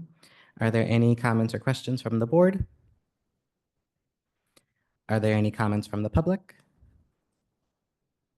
No comments? Thank you. There is no action to take on this item. For item 12E, the board will discuss topics for future board agendas. Would any board members like to discuss agenda ideas? Youth Commission Liaison Zhao? So February is Teen Dating Violence Awareness Month. So I was wondering if passing a resolution to recognize the month would be of interest to the board. Yes. Okay, Yes. great. Yes. Yes. Oh, great. So we'll make note of that and bring it to one of our next meetings. Sounds good. So who should write the resolution?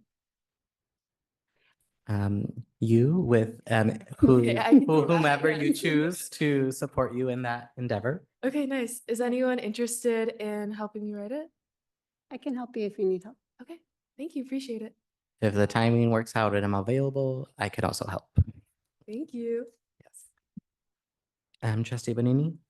Yes, this may sound strange, given that I was just talking about having too many committees. But I remember having a prior discussion, maybe in agenda planning with Superintendent McGee, and maybe a suggestion that you might want to reinitiate the budget committee. And I wanted to ask if that was still, and the board as well, but it was raised. And so just for consideration, perhaps maybe we want to think about that, and maybe in agenda setting, you could talk about it.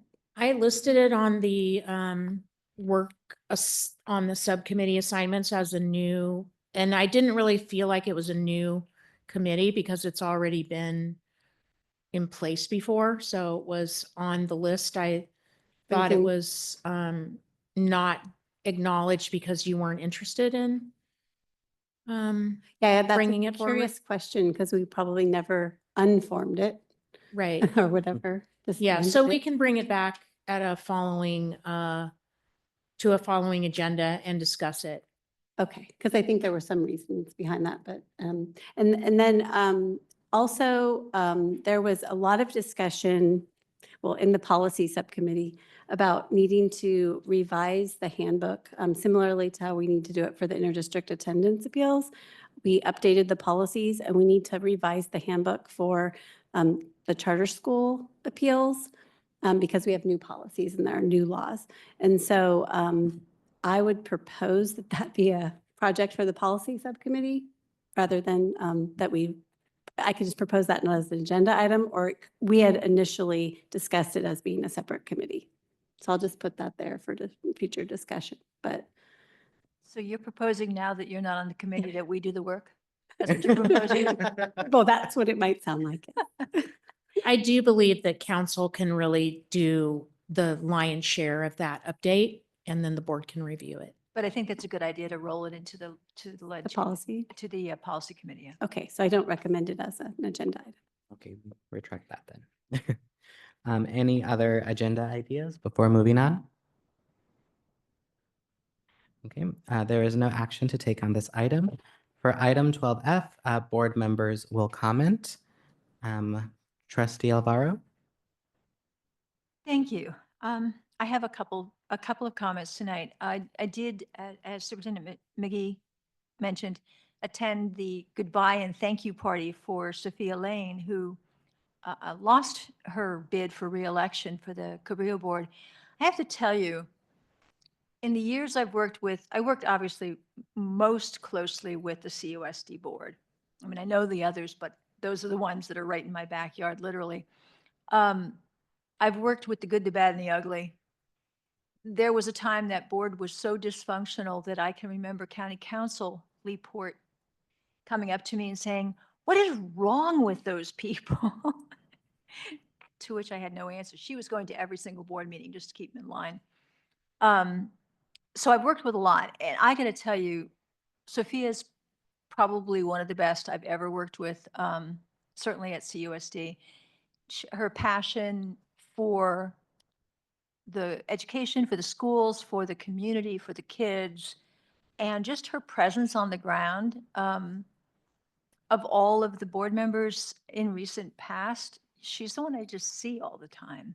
So it was really nice to be able to be there and to thank her, and to Joan Dentler was there and had a resolution, of course, jointly from Senator Becker and Assemblyman Berman, and she, it was a nice event. It was good to be there. And when I got up to say my comments, and I saw Superintendent McGee, and I said, let's just do this, and let's do tandem, because we're the same organization. So that was kind of nice.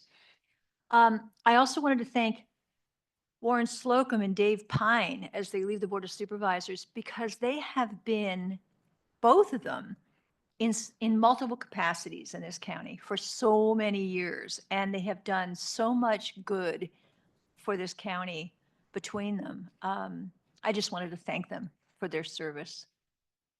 I wanted to just say to Hector,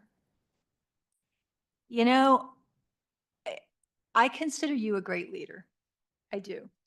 And I have told other people, you can ask around, that you, I believe, are the best board member I've ever worked with, ever. So that is difficult for me to think about you not being in this chair. The other side of it, of course, is that you are a great leader of our community and good for the children and families of San Mateo County that you are staying home, working here, and working in the position that you'll be working in, which is to make sure that everybody gets treated right. So I thank you for stepping up to that. Thank you for stepping up here when we had a vacancy and needed to appoint somebody. I remember still clearly that first set of interviews where I think you got done talking and I just said, I want him. Because it was clear that the passion you brought for our children, our community, was what we needed. And you've been incredible. So thank you so much for that. And thank you for not leaving home and just sort of moving, across the hallway. So, and then I just wanted to ask, I did talk to President Torres, and we could adjourn in memory of Marie Brizuela, who passed away on December 18th. She, anybody who knew Marie, she's one of the few people I towered over, so that was very small. She dedicated her professional life to education. She was on the Personnel Commission of the Jefferson Elementary School District. She was executive secretary. There's some details on this little piece here that I didn't even know. She was department secretary for the Daly City Fire Department. She was adult education instructor for South San Francisco Unified School District. She was on the Jefferson, this is where I really knew her. She was on the Jefferson Elementary School District for 41 years. She was very active in CSBA. She was delegate for the CSBA and president of our local CSBA. She was a member of the executive board of the PTA and chair of the Jefferson Council of PTAs. She was phenomenal. She was also awarded Woman of the Year by the 12th District Legislature in 2004. I remember going to that event. She was just a pistol. Her legacy is one of the dedication, service, and community building. She made so many contributions to our communities, both in education and in the surrounding parts of education. And just wanted to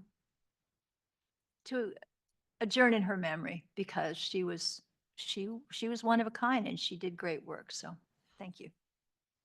Thank you, Trustee Alvaro. Trustee Camacho. Thank you. I didn't know about the passing of Trustee Brizuela. Yeah, that's news to me. So that's a big loss to the community of institutional knowledge of just, yeah, that was big news. And I think she was Broadmoor Police Commissioner these last couple of years, wasn't she? She was elected to the Broadmoor Police Commission. So recently after she left the board. Okay, let me figure where I was going to go. Okay, so first on Saturday, I was able to attend the San Mateo County School Boards Association new board member training. I had to fill in for former trustee Salahuddin, who couldn't make it. And it was great to be in the presence of the new members. And thank you to Trustee Bonini, who at the last minute had to take over to cover for facilitation of that, and then to Trustee Gerard, who also participated. But it's really great to see the new leaders who are coming into school boards across the county, and to just get to spend a moment with them. I thought it was a good event. I was able to stay there for the first part of it. So thank you for being able to participate in that. I think I don't have too much to say. I tried to capture it all in my letter to the board about just a note of appreciation to you all.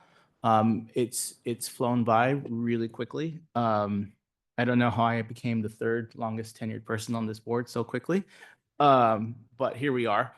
But I thank you, Superintendent Tim McGee, for giving the context that you did, because I think this is something that was a decision that was really made as a family, for my family, and honestly for what I hope to do for the students and families of this county. And so it is really difficult to leave this body with which I've had the great honor to serve on, and especially with the colleagues that I've been able to serve with and the new colleagues as well. But 2025 will bring new things. So I'll leave it at that. Thank you so much for your service, and we'll be in contact. And you know where I'll be, right upstairs. Thank you. Liaison Zhao? So to start off, Hector, you really will be missed. You're just always such a welcoming presence at these board meetings, and you bring so much knowledge and passion.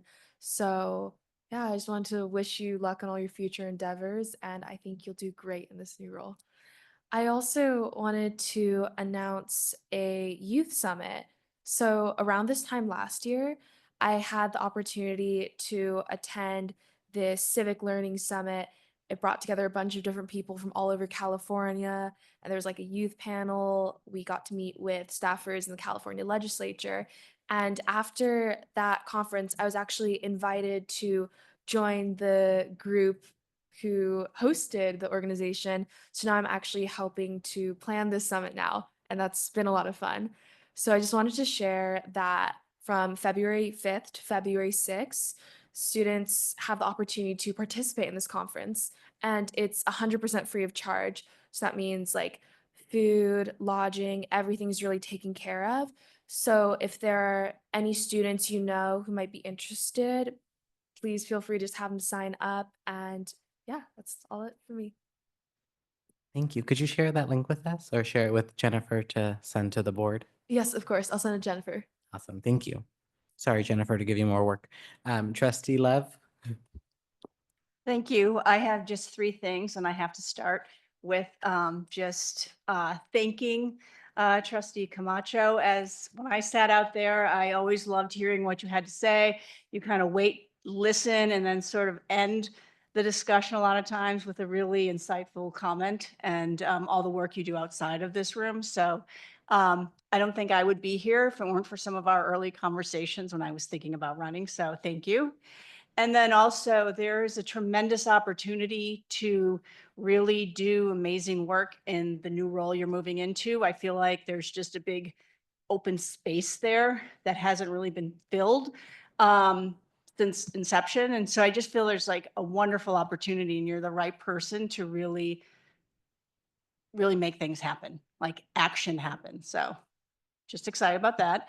I wanted to thank Superintendent McGee and Executive Assistant Perna for the wonderful items today and the celebration. That's was very nice, and I know it took some time and effort, so thank you very much.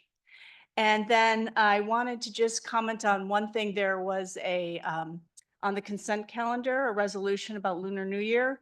And that's the first time I think I remember seeing that on there, with 33% of our population in this county Asian background. I think it's important that that's on there, and that we continue to do what we can do to uplift that community as well. So that's it. Thank you.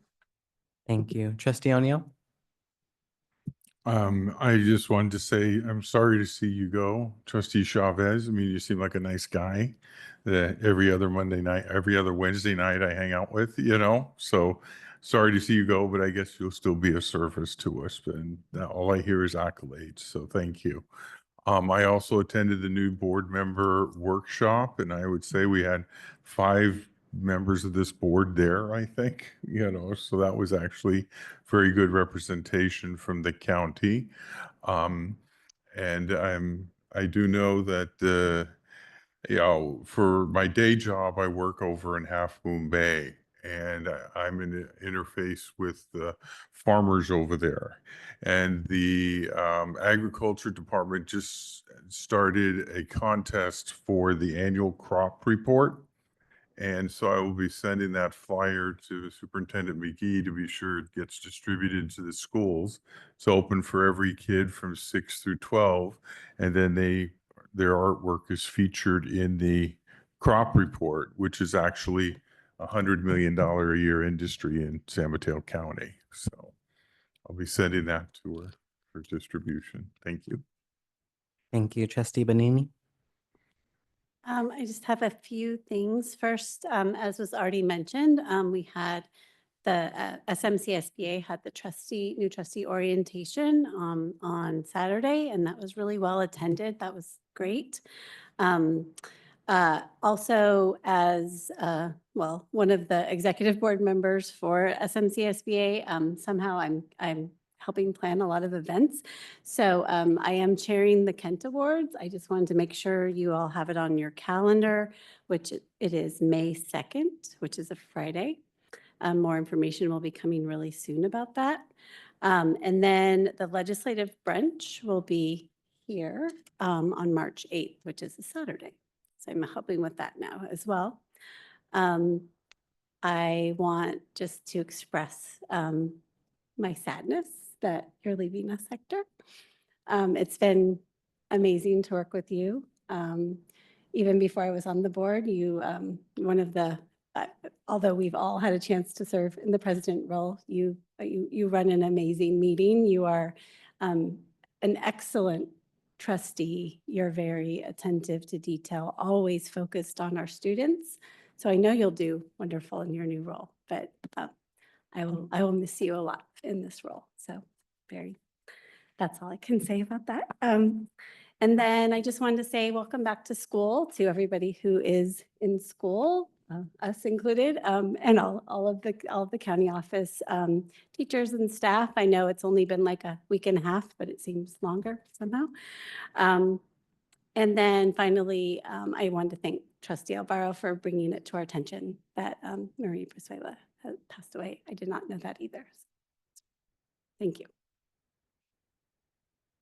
Thank you. Vice President Gerard. Thank you.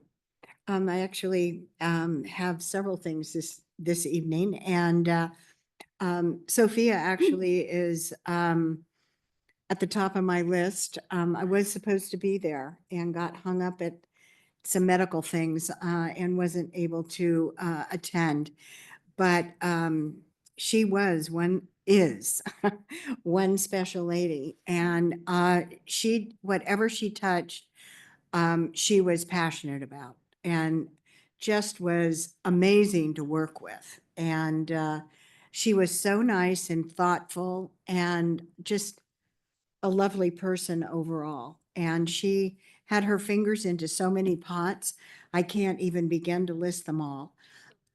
Oh, I know. Trust me, I know. And I did work with her a lot through the San Mateo County School Boards Association and also through Delegate Assembly, because she was a Delegate Assembly member and was actually scheduled to be our new regional director for Delegate Assembly at CSBA. And then when she lost her election, unfortunately, she won't be, but she is an amazing person and just a terrific asset to her area and the coast side. I also want to comment on Marie. I knew Marie from the time she was on Jefferson Elementary School Board. My kids all attended Jefferson Elementary School at Franklin Roosevelt, which is right up the hill from me. And we served together on many, many of the things that Marie was involved in, including PTA and Delegate Assembly and San Mateo County School Boards Association and PTA and all of those things. And she really, really was a dedicated, amazing person. And kids were always, always her priority. Even with all the other things she was involved with the fire department, and the police department, and all of that. But kids were her number one, and she will be dearly missed. And like Mr. Camacho, I did not know she had passed until I heard it from Superintendent McGee that you had told her. So thank you. Thanks to Mark Simon. Okay, thank you very much. And I was so happy to be able to participate in the new board member training on Saturday. I kind of wasn't expecting to present when I went.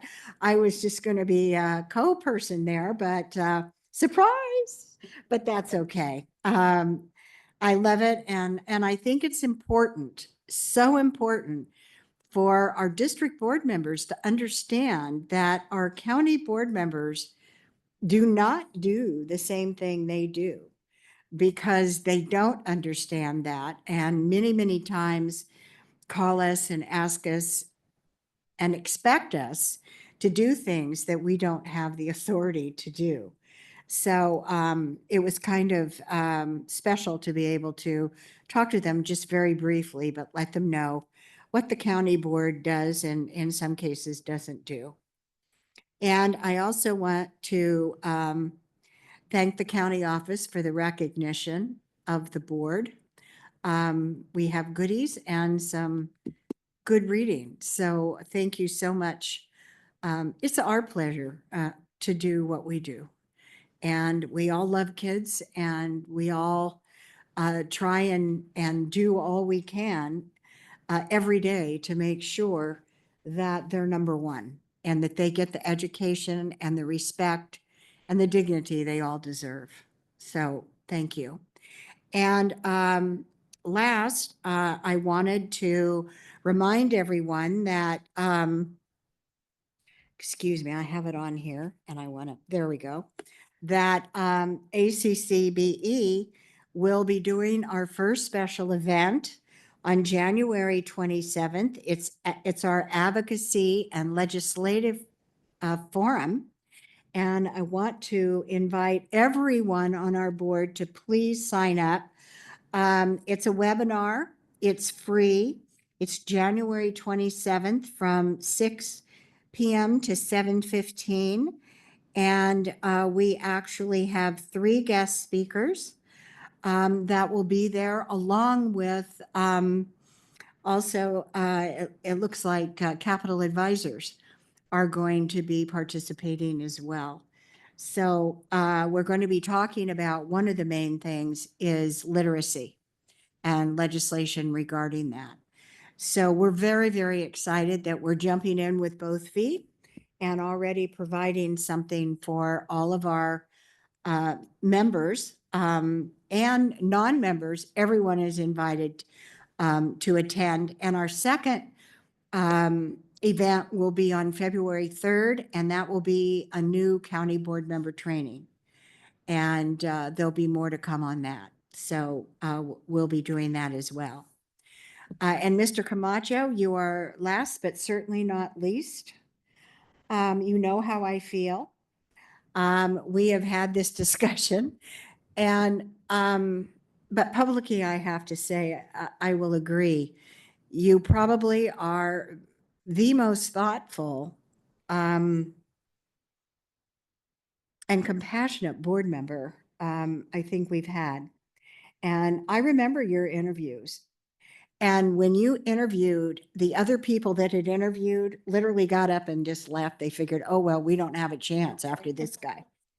And is that not the truth? That is the truth. You have just been amazing to work with. And I know personally, I've learned so much from you, and your leadership skills are impeccable. And the county office is so lucky to have you in the position that you're going in, because I know your passion for that. And wherever your passion is, it'll happen. Because that's just who you are. And to not have you sitting here is going to be awful. But I am very happy that you'll be doing something that I know you're passionate about.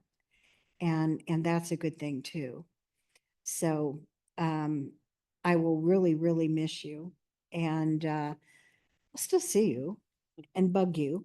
But anyway, thank you for everything you've done for this board and for all of the kids in San Mateo County, and you'll continue to serve. So thank you.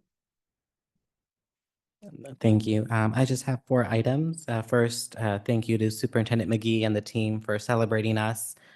I definitely feel the love. I also want to shout out our executive assistant Jennifer Perna for just, there's a lot of work behind the scenes that I know people don't see, but she's amazing and phenomenal. And I'll give you the example of today that I made some quick edits to the draft subcommittees form minutes before the board meeting was supposed to start. And I asked her if she can print enough for everybody. And by the time I came down, I didn't even have a chance to tell her everything was already ready. So she's just so amazing. And I very much appreciate everything you do for us. So thank you.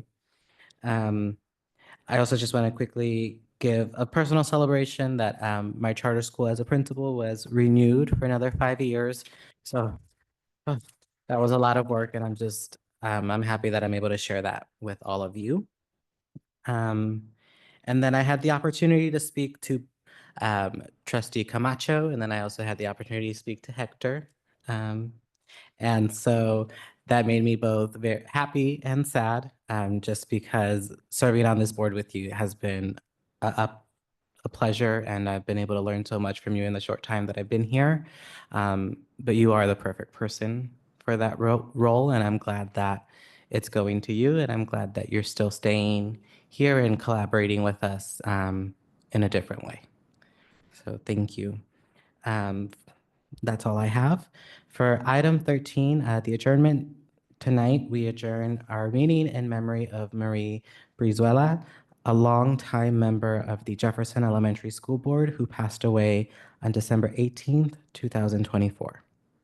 Thank you to Trustee Alvaro for having us have this in her memory.